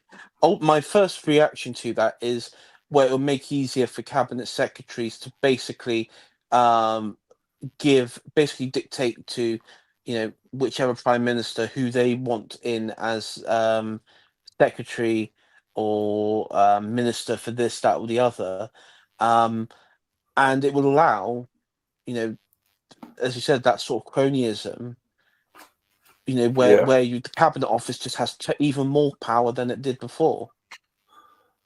Yeah, to me, like one of the central problems in Britain is the civil service, and you have got to decapitate it totally.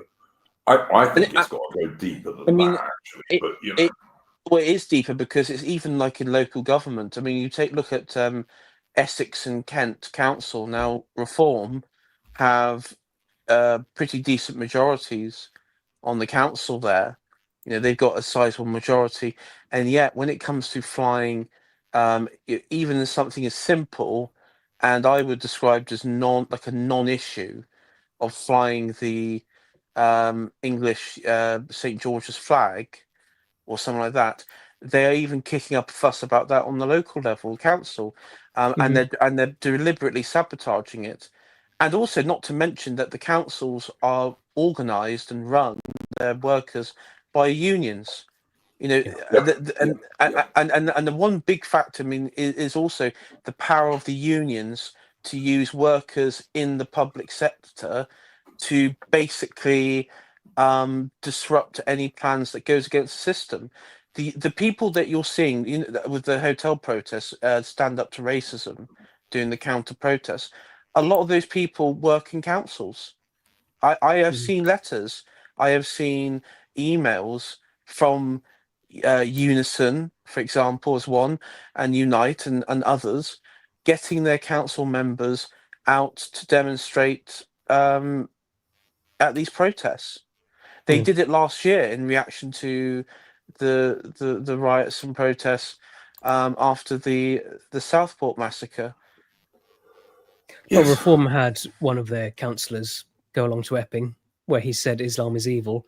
No, he got suspended. Of course he did. What a surprise! What a surprise! Yeah. Tharium, did you have something you wanted to talk about this evening? I'm not too up in it, but I thought I was wondering about the Australian protests that we had, or the marches. They were quite big. They were in all the major cities. All of the mainstream media, of course, has said they were neo-Nazis. Just quickly, I'm going to need to head off now. All right, Adam, and thanks for coming on, mate, and have a good holiday. Yeah, no worries. Talk to you all later. Take care. Right, see ya. Bye. Bye. Yeah, all of the mainstream media were saying that they were all neo-Nazis. It's absolute nonsense. They were mostly white Anglo-Celtic original Australians. They were that, I'll say that. Yeah. You had people like A.V. Yemeni claiming, trying to run protection and say, there were immigrants there. There weren't many, to be honest. No, I know. There's always the token one they tried to trot out. Yeah. The thing that I find disappointing about Australia at the moment is that there are exceptions. Tim Wilms, for example, is pretty good. But the majority of the people on the right in Australia, the dissident right, if you like, they're either straight up libertarians or they're third position people, and there's not a lot in between, with a few good exceptions like Tim Wilms. And some of these people, like Trofer, whatever his name is, they completely don't get the immigration thing at all and don't accept it and are complete shit libs about it, basically. Like they will literally argue that the fact that quite a lot of Italians and Greeks moved to Australia in the 1940s is no different to far more Pakistanis and Indians moving to Australia today, and Chinese people. How much, because I saw at the process, they did have a handful of like the actual Nazis coming out. Do you think are these? How genuine do you think all of this sort of lot are, or is there like Fed involvement? There are quite a lot of third position people, and I wouldn't go any stronger than that in describing them. There are quite a lot of third position people in the Australian dissident right. There aren't many people like us, who are not third position. Sorry, I'm speaking for myself here. I'm not third position. I'm not saying everyone on the panel. I will ask this, Einjig. It does seem to me that Australia has a more kinetic, energetic right wing, like visible right wing IRL, not just on social media, but IRL. There's not many of them, mate. To be honest, there's not many of them. Their numbers are not huge. I mean, but they make themselves very visible. They pull these various stunts, which I They mean, do, but bear in mind, you know why they're made visible. well, it's the media punching bag. It's the main, sort of thing. the mainstream media wants to. If the mainstream media wants to say they're all Nazis, so that's why they get loads of publicity. And I mean, I don't want to bring up a previous guest who was I'll just call him the subversive shitlib. But I remember that guy. Yeah, you remember that guy. Now, if you remember, when he was on here, he was talking about, we're going to meet up with some sort of group, and we're gonna pull a stunt on the bridge on the bridge somewhere, and we're going to shut traffic down, and it's like, what do you think, guys? What else should we do and everything? And obviously, he obviously had some sort of Antifa a black bloc connection, from what I can see. He was some sort of some far leftist and everything. And I mean, it does seem to me that, like, I mean, the left in Canada and the left in Australia, particularly the more radical left, are incredible. I find them very, very vile, incredibly vile. Well, I always find the left vile, but But I do find there's something about the Australian left which is just repulses me more than maybe the left in Canada and New Zealand. I don't know why. It's an odd thing. I don't know why, but I find. Melbourne in particular, which is my nearest city, although I don't live in it anymore, I'm happy to say, but it's my nearest city. And Melbourne is like Melbourne and Victoria is the California of Australia. It's the shithole of Australia in terms of the left. And after Dan Andrews, the Labour premier of this place, after he locked Victoria down for the longest time of anywhere in the world, he still got re-elected. Yeah, people still voted for him. They liked it. It's just insane. And I would just say that the general public in Australia are rather behind Britain in terms of, and I mean the general public now, not people who stream and the rest of it, but the general public in Australia is quite a bit behind Britain in terms of the public waking up to the problems. And also, it's not quite as bad here because Australia is a much bigger place. Although a lot of it is, you can't have big cities in it because it's desert or semi-desert. So you've got to remember that. Mm. But the protests over the weekend were quite big. They were quite successful. But of course, all of the politicians from the Labour Liberal in Australia, the Liberals in Australia are the equivalent of the Conservatives in Britain. And the Nationals who are allied with them.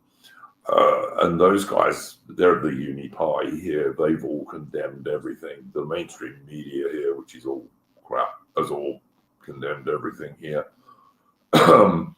People are waking up a bit, but like I say, there's this divide in Australia for the dissident right between out and out libertarians and third position people, mostly. There's not a great deal in between, really. I mean there are people like the British Australian group is pretty good. I've had them on a couple of streams. Yeah. That's pretty good, and there are good individuals, of course. But in general, the nationalist scene in Australia is behind where it is in Britain. I mean, I'm guessing because you did have what was it in Australia? Was it like a white immigration policy? Or like up until the mid-1960s, Australia had a white Australia policy. A white Australian policy. And I imagine, and I have seen on many occasions the left in Australia use that as like the dark legacy of Australian past, and every time we talk, they talk about Australian history, it always centers around some random Aborigine that they've got as like the pin-up Yeah. sort of. Who's usually 25% Aboriginal at most, but okay. Yeah, and so it's really difficult when you actually find like looking for anything on like the real history of Australians, the British Australians. What makes Australia Australia is of course Britain, and it's the British people that moved there and settled there Originally, yes.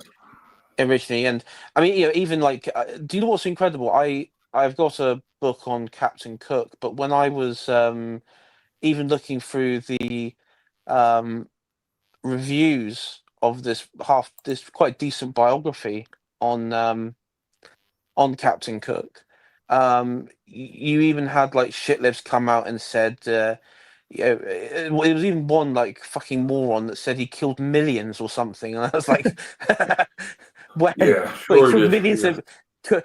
killed a million Pacific Islanders, not even a million Pacific Islanders a day. You fucking With retard. his crew of about 100 odd guys on the Endeavour, yeah, sure he did. It's just nonsense. It really is. Guys, I'm happy to say we've got quite a few super chats. So, in order that we do them, let's go through them briefly, and then we can go back to chatting.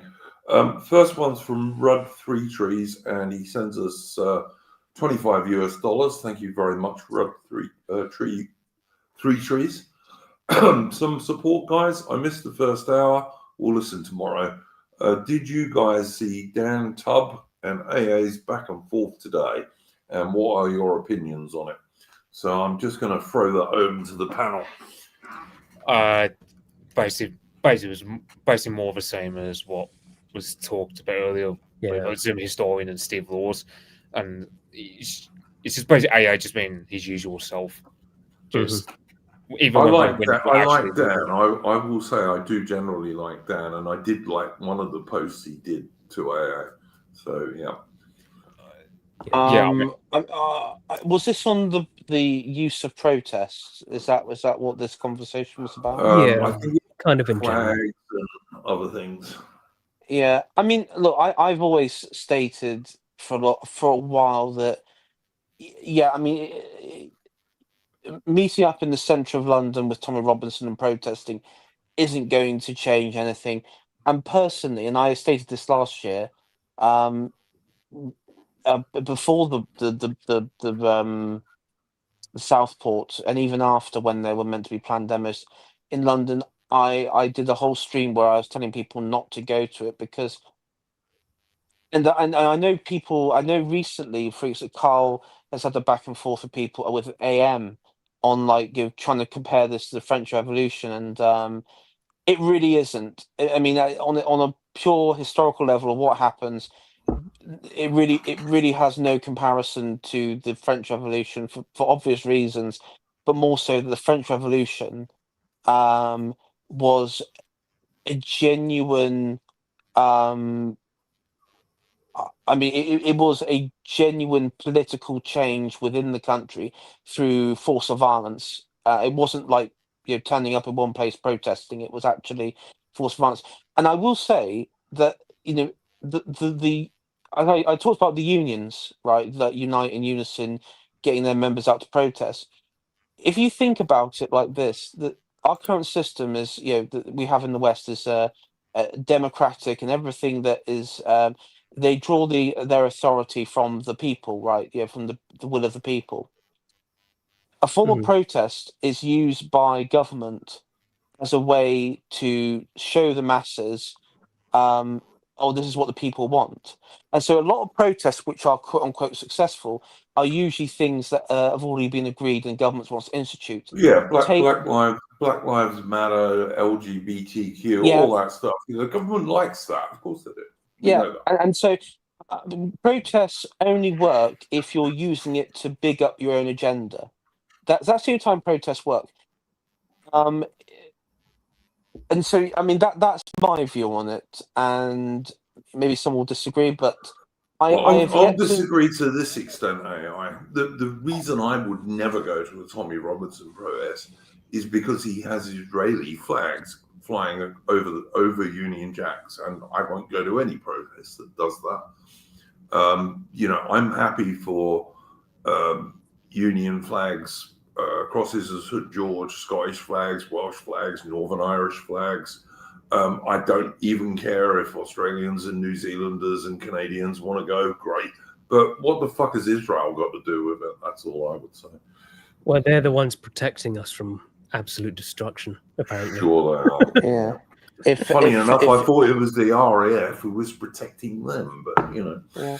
And you hear the usual stuff of like if Israel was wiped out, then European civilization itself collapses. Sure. I mean, yeah. Oh yeah, it collapsed in Spain after 1492. Nothing positive happened in Spain after 1492. It's not like they're the world-spanning fucking empire in the Latin Americas or anything. One reason I like Rupert Lowe and Restore Britain is that Rupert Lowe and Restore Britain are campaigning to remove kosher from halal from Britain, but they're also campaigning to remove kosher as well, which I think is entirely fair. I did like that because you had that Hussein MP, like that independent Muslim MP, who did actually respond to him when he said he'd bang halal meat. And he says, "Well, would you ban kosher?" And Rupert just went, "Yes." Yep. Yeah, exactly. they think that's a gotcha still. Nope, not anymore. No, Rupert Lowe's pretty based. I like Rupert Lowe and Restore Britain. I think they're a better hope than Farage and Reform, frankly, at the moment. I would say with a protest that they can force the government to open their hand, like what happened with them literally saying out loud in court, "Oh, well, we don't want to have this injunction stand in place because that incentivizes people to protest because it proves that protest works." And it's just, you can easily just video that, send that to people vaguely on our side and just go, "Oh, this is what the government thinks." Anyway, I just want to bring this back to our entropy question. What do you think about the Dan Tubbs and AA exchanges? I think AA generally he ascribes far too much competence to the government. He seems to think they're way more competent and like all powerful than what they actually are. I feel like that sort of gives them more incompetent than they're more incompetent than he thinks they are, for sure. Yeah. Yep.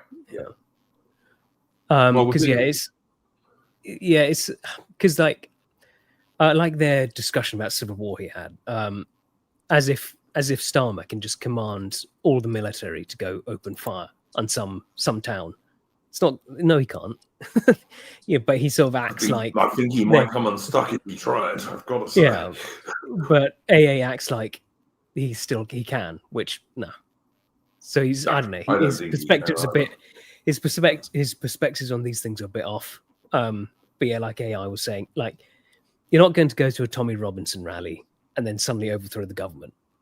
But I think there is benefit in meeting other people and stuff through that way. And there is in real life, yes, I think real life stuff is always good. One thing you can more easily judge if someone's a con artist in real life than you can online. I will say on that example that Theron you gave, I think if Stan was to do that, he would just get the Ceausescu treatment. It would just be people within his own party, do him in. I don't think it would actually be like an exterior revolutionary force. It would just be people within would do him in, which also does happen. It happens. It's like an internal coup. You just have internal coups, right? It would. And maybe some like shitlib in the military would be like, no, we're not doing that, and we're going to put like someone else in charge. I mean, death. I don't know if anyone's. I imagine some of us have seen Death of Stalin. That's quite a good example of a funny movie.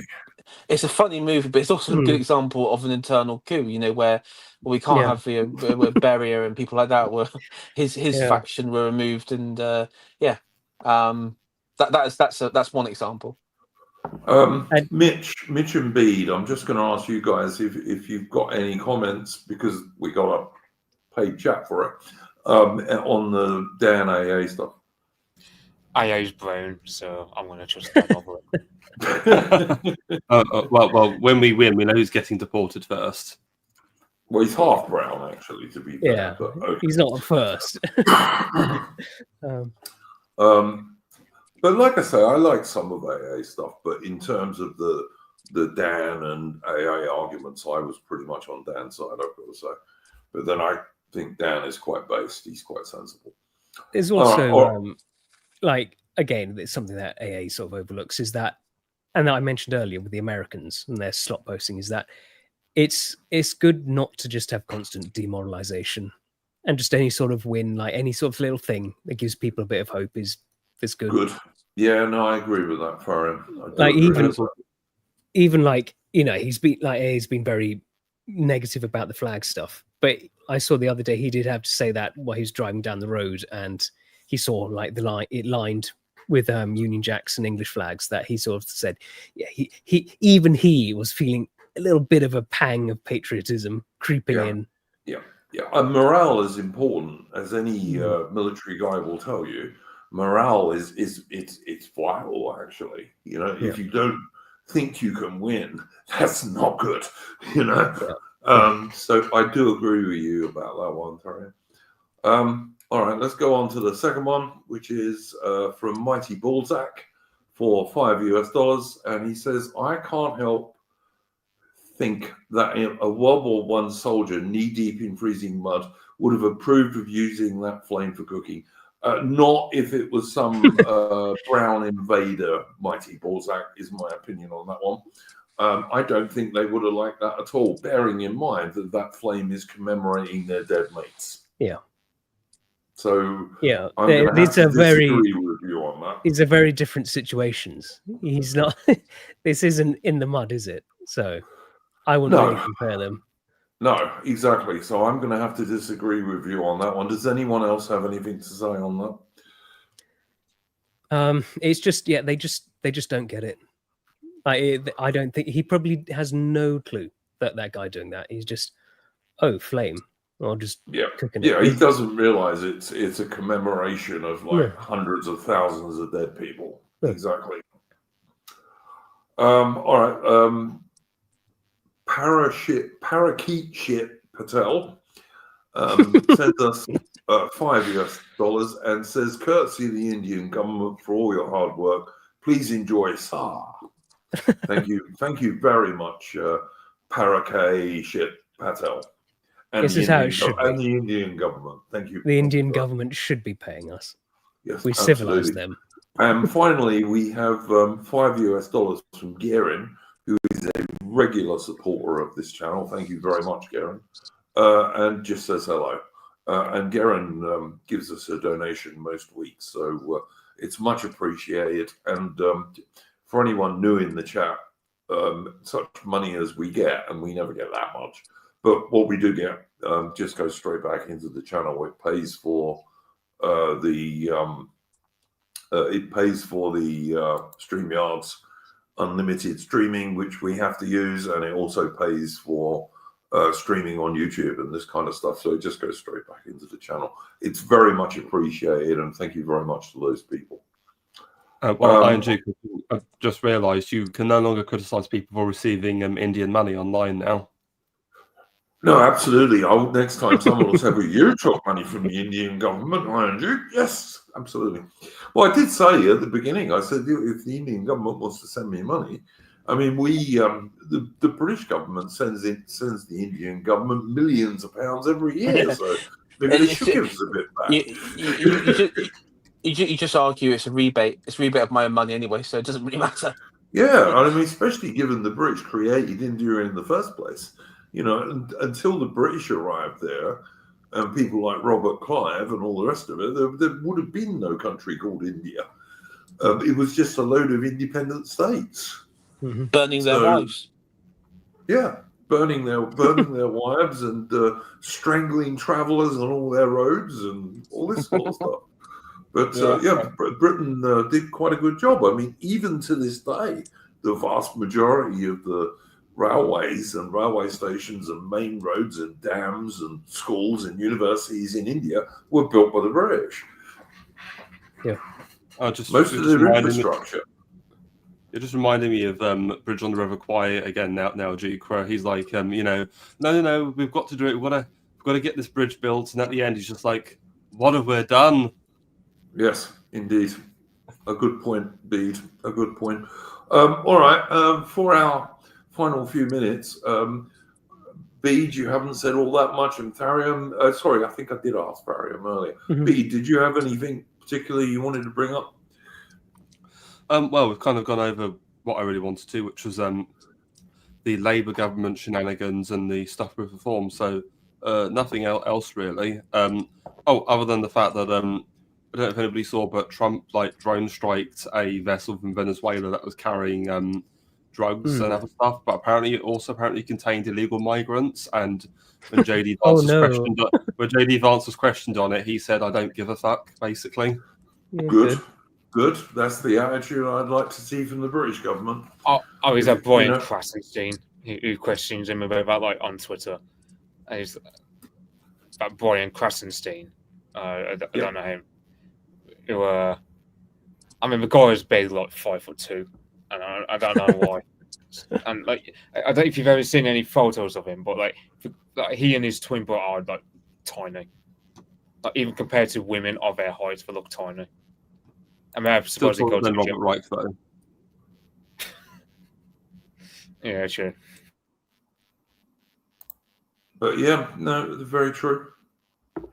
I think we've covered most of the stuff that was worth talking about this week from a British and Old Commonwealth perspective. We will be back on Wednesday, guys, with our history stream. And this week it's going to be Edward the Black Prince. And so that's going to be an interesting one. Mitch is going to be joining me for that, plus anyone else who would like to come on. And I'm quite looking forward to that. Our Henry V stream that we did a couple of weeks ago was pretty popular. So we're going to be doing Edward the Black Prince on Wednesday. So that means we'll be looking at the Battle of Poitiers, which is the one he fought himself, but also Crécy. So we'll be looking at a couple of 100 years war battles. And he was another very fine British commander, and also a very much an admired knight of his day. So I think he'll be an interesting topic. I think my favourite part is was it Poitiers, the battle where he's having trouble and he calls for aid because he's being overwhelmed, and his father just goes, "Let him win." That was Crécy. That was Crécy because he was in charge at Poitiers, but Crécy he commanded one wing, and his father said, "No, let him win his spurs." Yeah. He did send him, I think, 50 knights or something, but he wouldn't send him a big ring. Yeah, but by the time those knights got there, Edward the Black Prince chucked away all the French knights sent to kill him. Yeah. But it was one of his retinue at Poitiers when they saw the French army panicked and said, "Oh no, we can't win this. We have to withdraw." And he just slapped him about and said, "You coward, you cowardly fool! You think I can be defeated?" And he just went charging in. So that's the sort of Englishman and British guy I like. Yeah. And we used to have many of them, and they're much more rare these days, sadly. Yeah. All right, guys. I'm going to go around and ask people if they want to plug anything. Mitch, anything you want to plug?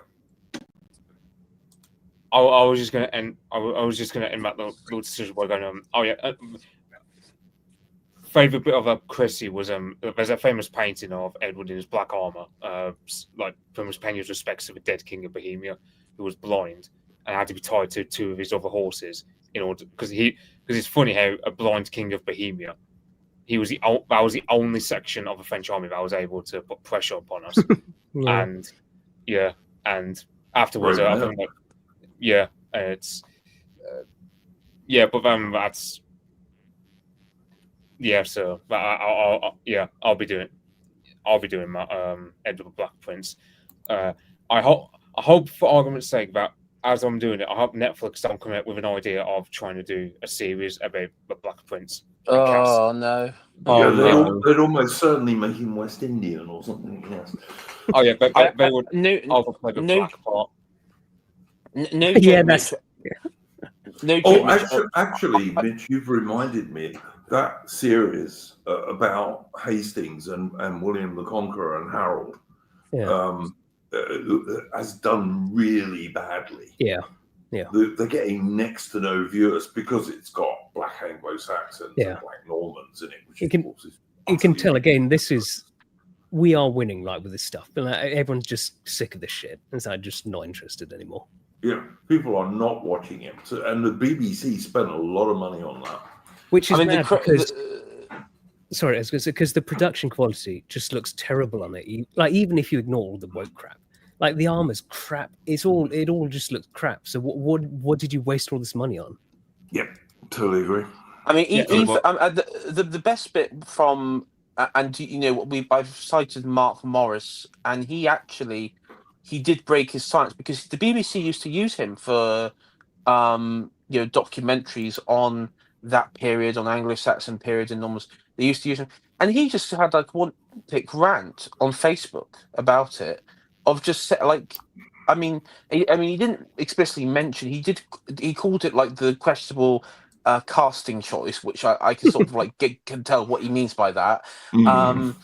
But also his bit, he just had this massive like spurg out over how they depicted London, and he's like, London, right? This is what it doesn't make sense. It has the White Tower, which doesn't make sense because that was built by the Normans later on, much later Afterwards, yes. afterwards, and it's like a couple farmhouses, and that's it. And it's like, no, London was a Roman city, a pretty decent sized Roman city, then an Anglo-Saxon city.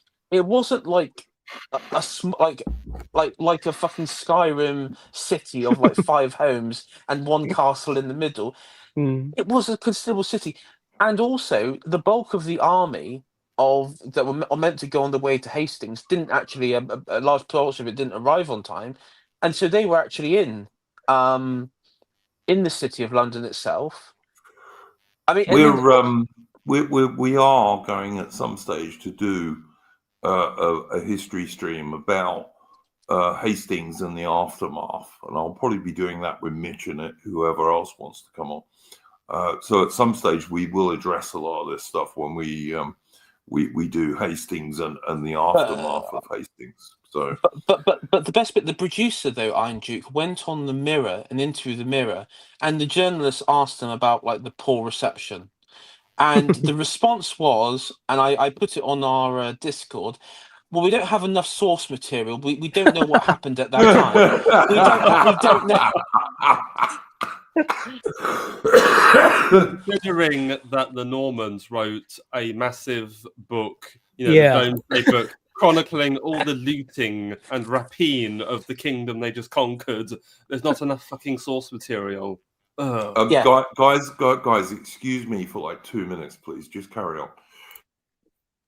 Yeah, I mean, i.e., I mean, and the comments under that were quite funny. It's like someone just said, i.e., you didn't bother to do the research. It's not like Arthurian Britain. If you were talking about like 6th century Britain, I could probably forgive you for maybe not knowing, because there is like little they got between Gilders and some random tablet in Bath. We don't know really what happened in that period. But you have William of Malmesbury, you have William of Poitiers, you have many Anglo-Saxon and Norman sources who were contemporary or around maybe a decade or so after, who detailed incredible Count Odo, the half brother of William, even documented, like he had a list of the troops, the number of troops. He actually kept a ledger of the troops, horses, ships, everything that is still available today. Yeah, Bishop Odo, sorry, Bishop. He was Bishop and Count. I think he was given titles in Kent or something. But anyway, that being the case,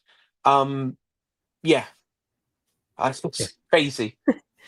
crazy thing to say. Did they mention all the Indians and Africans in the Saxon Norman army, though? Well, no, the mirror didn't sort of raise that bit, and I No, I mean this the is- historical sources. Do they mention it? No, they don't. No, they don't. Oh. no, because there weren't Because no they Indians weren't there. Well, are we jumping to conclusions? I mean, we could Yeah. say that because they're not mentioned, that means that everyone's just racist back then, right? Look, Tom Rousel, Survived the Jive, has done quite a lot of stuff on this.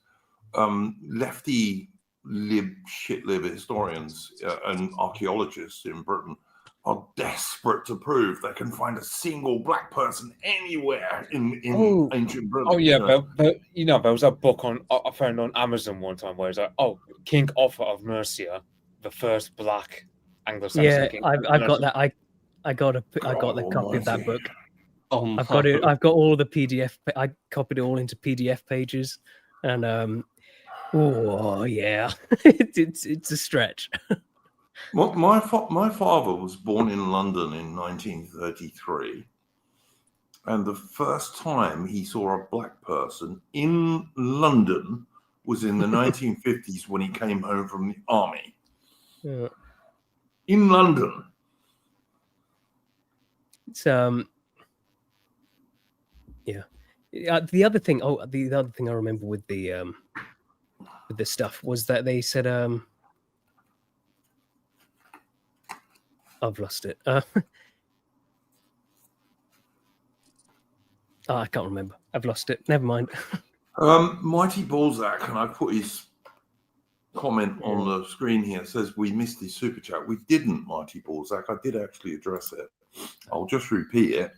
I can't help but think that World War I soldiers knee-deep in freezing mud would have approved of using that flame for cooking. And my reply to that was, no, they wouldn't have if it was some black or brown invader. And given that flame is actually commemorating lots of their dead mates. That was my reply to that. And I think the rest of the panel pretty much agreed with me. So I didn't miss it. I did address it. You must have missed me answering it. But if anyone thinks any different to that on the panel, speak up, please, guys. I doubt if they do. Oh yeah, I just found Metatron did a video about the King and Conqueror series. So yeah, we'll watch that later. It was the race swap that they did was Morcar and Thane Thomas, the character Thane Thomas. They did race swaps on both those people, which is this is bizarre because you got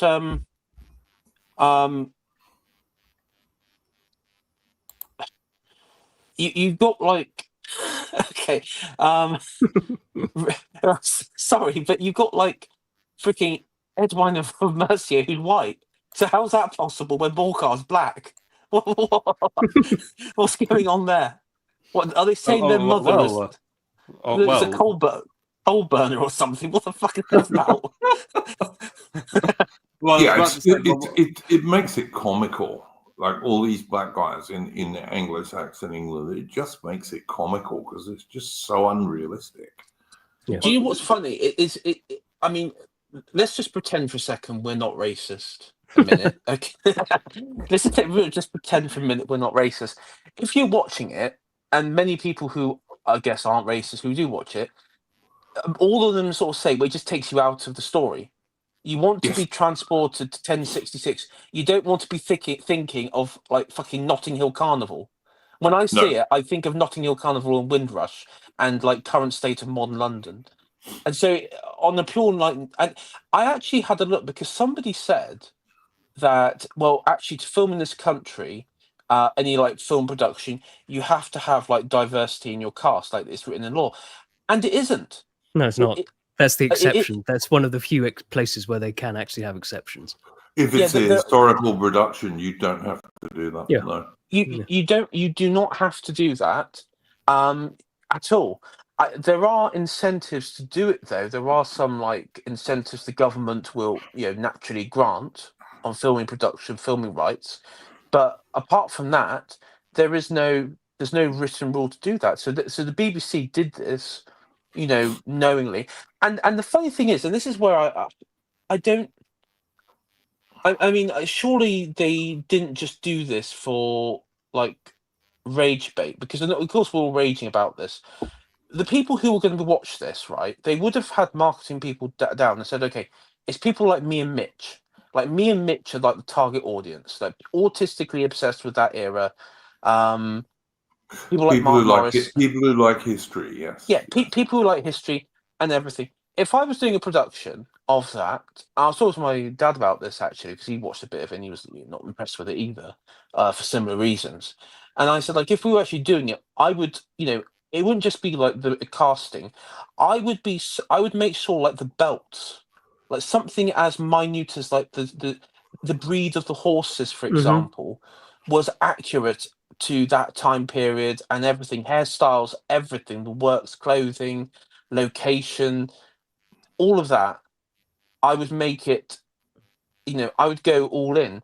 And it's just like biggest belief, like, because in the end they sort of folded to saying, well, it's basically we're just doing like a Game of Thrones-esque thing. It's a bit fantasy. Even one of them said now it's like it's a bit fantasy version of it, and it's like, okay, so it's not even a historical drama. It's just a, you know, fantasy version of the Norman Conquest. Cool. And this is also the history of the Norman Conquest where the Anglo-Saxons were black. Basically, yeah. Yeah, and look at Christopher Nolan's upcoming film. That looks about awful as well. Yeah, it's full of race swapping and nonsense. And like with the 1066 stuff, the actual history. John Nolan's? Sorry, what was the Nolan film coming up with? He's doing a film about the Odyssey. Oh yes, God. Oh yeah. And we know some of the cast, and that's got like African people in it and what have you. Would never have been in the original Homer story. Well, the thing with Troy is that there is actually Memnon, an Ethiopian king. They do actually have a black character they could use, but they always want to make Achilles black instead or something. Yeah, and no, there's a black woman in that for sure. There's Ellen Page as well. Yeah, they got the shoving Zendaya down our throats again. Yeah. And also the armor and everything looks awful. In that film and you got the ships, which is look nothing like the average. They're Viking longships, aren't they, Mitch? Yeah, they look more like it. Yeah, in terms of a prey with a ship and so on, it looks nothing like a Greek design. They look more suited, really, to dealing with Atlantic, like North Sea storms, rather than dealing with a calm. And there is actually a real Greek trireme they could have used, you know. It's like Troy, like over 20 years ago. I believe like the ship. I don't know if the ships were entirely accurate, but they were loosely. But they were based on classical era Greek triremes, and all the armor was based on classical era Greek armor. And that's all right. I can and like, I think like the armor. I mean, some people reckon the armor should be more flashy or whatever, but I don't know. Like in Troy. They reckon like for example, the armor for Achilles, like Brad Pitt's character, they reckon it was lackluster compared to what you actually would have wore. Yeah, I can agree with that. It was a bit leathery, Achilles armor. Hector's was better though, I thought. What's tragic though is if you look at the making of Game of Thrones, making of Lord of the Rings, like behind the scenes with the art department, the makeup department, the sort of clothing and armory department, because even though it's fantasy, right, and you're Tolkien based it off, like the Anglo-Saxons for Rohan, the Frankish realm. He took inspiration from the Romans and for certain other characters and stuff, and Celtic mythology as well for some of the other groups and factions. He, like, for example, when it came to Gondor, the art department said, okay, let's look at like references from the Frankish realm. Let's look at the armor from that period. Okay, let's look at the Anglo-Saxon armor of like the Sutton Hoo, and let's incorporate that. And it's like the attention for detail, and let's be honest, like the quality was exceptional. We can criticize the story of the films and it's true how true it is to books. But you cannot deny that the art department and the costumes were good. They were Yeah. just good. Yeah. They were Yeah. And there's- exceptional. The costumes had so much detail that was put into them that you never even saw, because it would be underneath other pieces of clothing. But it was still, well, this clothing should have it, because that's how they make it. They really There's did it, even- all properly. There's a reference to Beowulf on Theoden King's throne, behind the throne. There's a reference to Beowulf, that they put in there because they took so much inspiration from that particular scene from Beowulf, because Tolkien even talked about it. It's that sort of care and attention which, it's sad because it can't be done today. And Kingdom Come Deliverance we talked about also took some inspiration, but even they've had to be forced to like include things into the game. So they had to sneak in a few progressive things in there, which caused a bit of stir at the time. But even that's the example where they've taken care and attention into certain aspects, but it's a rarity nowadays. It really is. Mm-hmm. One of the biggest downgrades, I think, from the Lord of the Rings to the Hobbit films is not even so much the structure and the sort of plots. It's really, I think, the production, where there's an aggressive use of like CGI and 3D in the Hobbit films, where Lord of the Rings was all shot outside. The only uses of CGI are like, Gollum and maybe a couple of like background shots. Whereas in the Hobbit, it's like all inside like a green screen studio, and it looks crap. Yeah. Yeah, I agree. I mean, I watched I watched the extended edition fairly recent. Well, I say fairly recently. It's probably like last Christmas, but in my mind, it's fairly recently. And when you watch it and you actually see the face and the the faces of the orcs and the Uruk-hai and the goblins, it just looks better. The CGI stuff looks actually out of date. It looks dated. The only person that really mastered CGI in film where it didn't look completely naff was probably George Lucas on the Star Wars productions. In Revenge of the Sith, I mean, the first two were a bit dodgy in places, but in Revenge of the Sith, he able to make IBM managed to master it in a way where it just didn't look completely, crap. The Balrog was great. I agree. Was great CGI. Yeah. Oh, yeah, true. And but as I said, it's minimal. It's not taking over the film. And another good use, I think, was the Pirates of the Caribbean films of Davy Jones and his crew. I think that was another good. He was good. I heard that in the new Avengers movie, basically they're just having them film everything in green screen. Often the actor will just be by themselves talking to like a point rather than an actual actor. So they've got no one to feed off or anything. Just awful. It's going to be. I heard that. I heard that even like there was like a kissing scene between two characters. Like I think it was in Spider-Man or something. And this is how ridiculous they got. And and he wasn't even kissing like that Zendaya woman. It was like someone in a green screen outfit. God. I actually watched Lord of the Rings, the first one, last week. So there you go. And it is pretty well done, actually. Yeah, I need to rewatch it. Hornblower has a better production value than like much better. Yeah. Than a lot of like those sorts of ship stuff. I'm trying to think of anything recent. There's one that I saw recently that had Black Sails. Now Black Sails is good. Yeah. It is good, but again, it's CGI. It makes it look like low budget. It makes it look low budget. Hornblower, I mean, they use real ships and ship decks, and it looked good. It looked good. Yeah. It looked realistic, and it was realistic. Can you imagine them remaking the Shark series now, and how many black rifle brigade guys that would be. Yeah. Well, I know it'd be worse. The Iron Dukes, they would get a load of Indians and say, "Oh no, They Sharp would, yeah. brought them with him from India from his Yeah. time." there." Yeah. It's True, true. suddenly like this fat Indian comes out, and it's like, oh, wait a minute, what happened to Patrick? Oh no, I am Patrick now, sir. I'm now Patrick now, sir. Patrick Patel, sir. Their source would be, we heard from Indian Twitter that every British victory was actually done by Indians.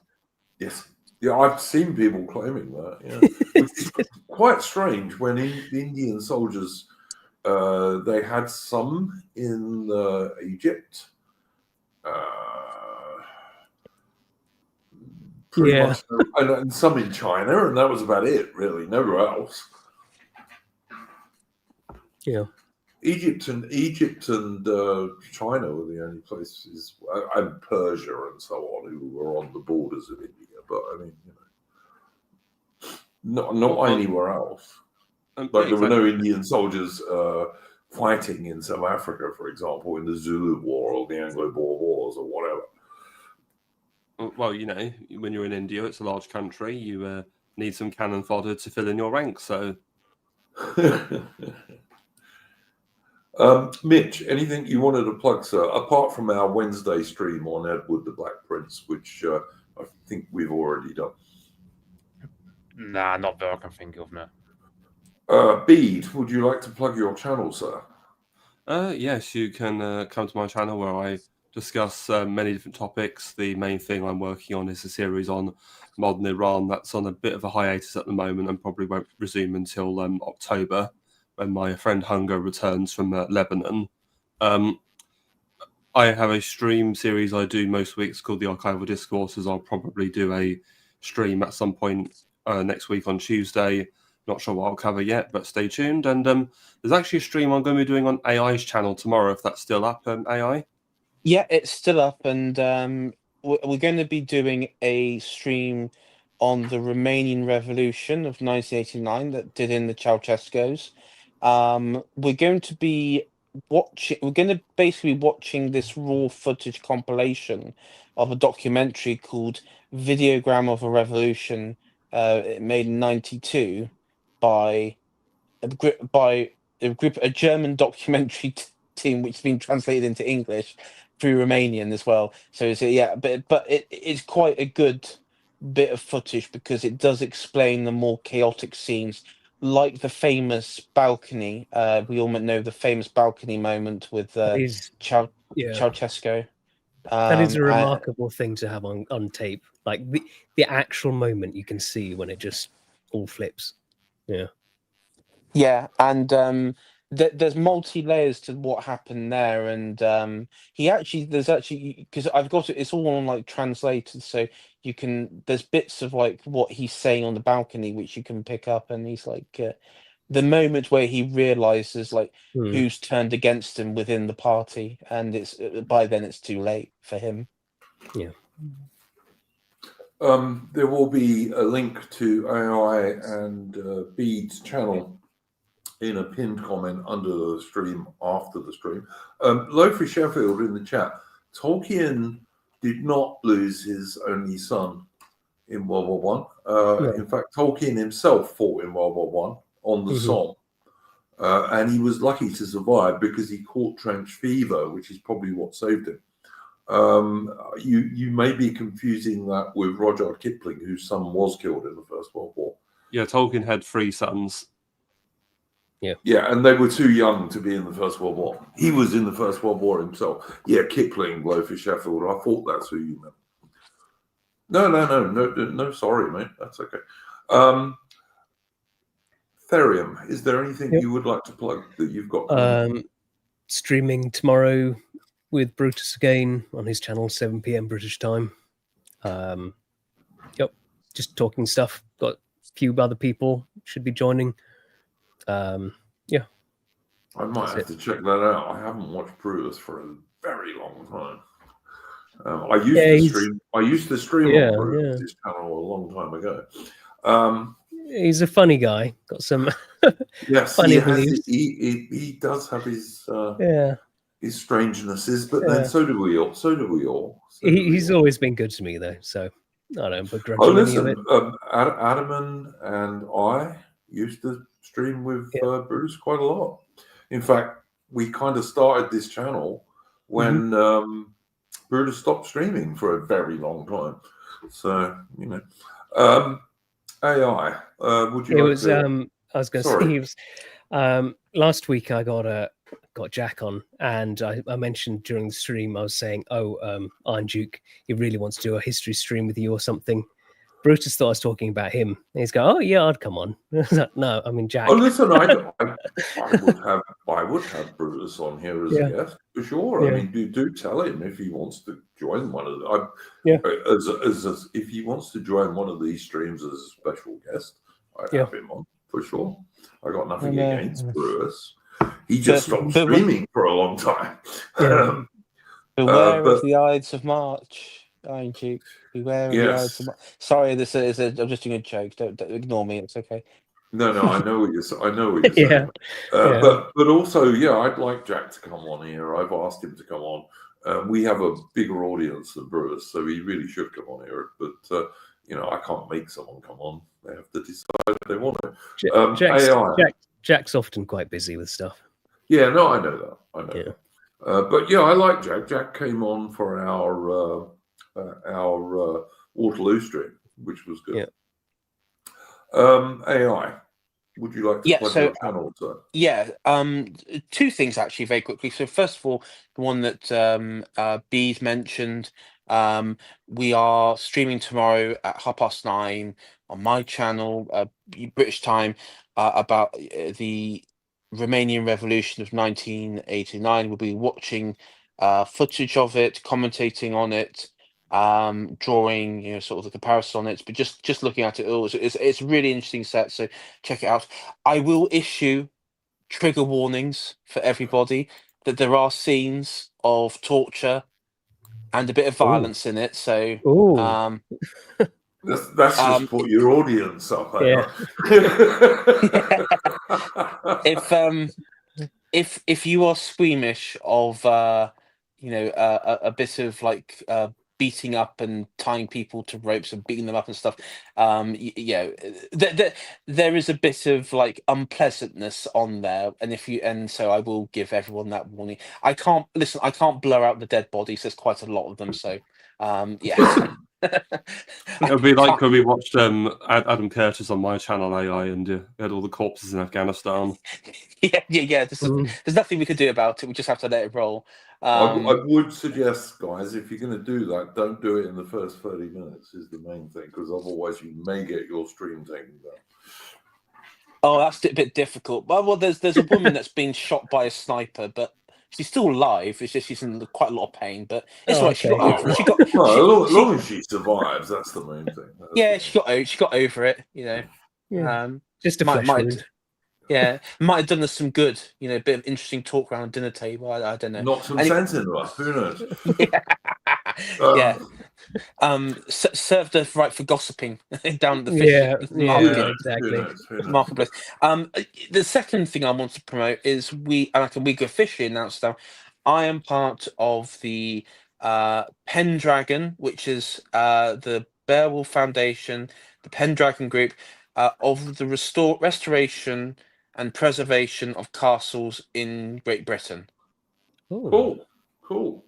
And so do check out the Pendragon. So this is led up by Nathan Hood, King Emperor Penguin, and a whole host of other people. And we got people like Survive to Jive. We got AA. We got good. You got some good people there. AI. Yeah, we got. I think I've just.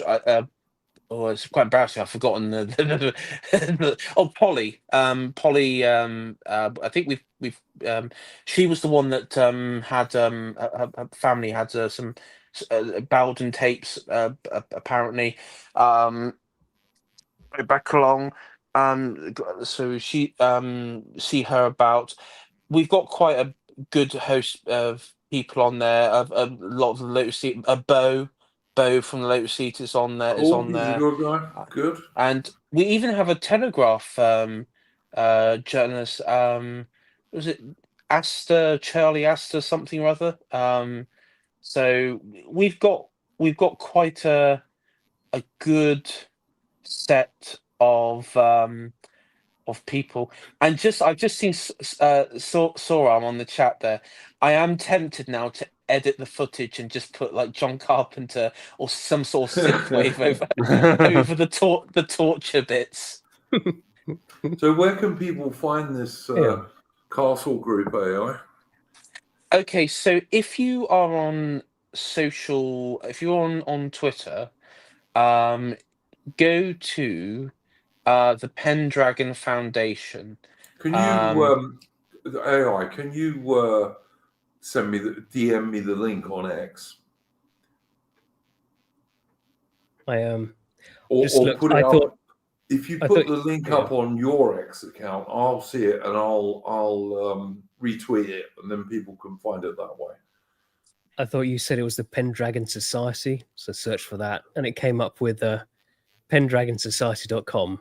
We, the Pendragon Society, do solemnly swear to uphold and honour the ancient bond between dragons and magic, to nurture creativity in all its forms, and preserve the mystical arts for generations to come. Wrong group, I think. Yeah, that's not us. This looks like a bunch of scalies doing their scaly art from the looks of it. Yeah. So you want to be careful, guys. I'll get AI to send me the link, and I'll put it up on X or something like that, so people can find it. Yeah, I'm gonna send it to you in Discord because that's do that, AI, and I'll retweet it or something like that so people can find it. All right, guys. Thank you very much to my guests, Adaman, Mitch, AI, Bede, and Tharium. We will be back on Wednesday with our history stream on Edward the Black Prince with Mitch and I and whoever else wants to join. And in the meantime, don't let the bastards grind you down. I'm going to play us out with a tune if it works. Let's see if it does.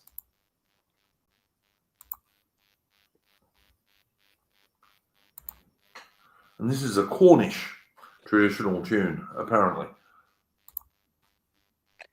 Oh, I'll be the judge of that. Yeah, well, if you don't think it is, that's fine. You can say.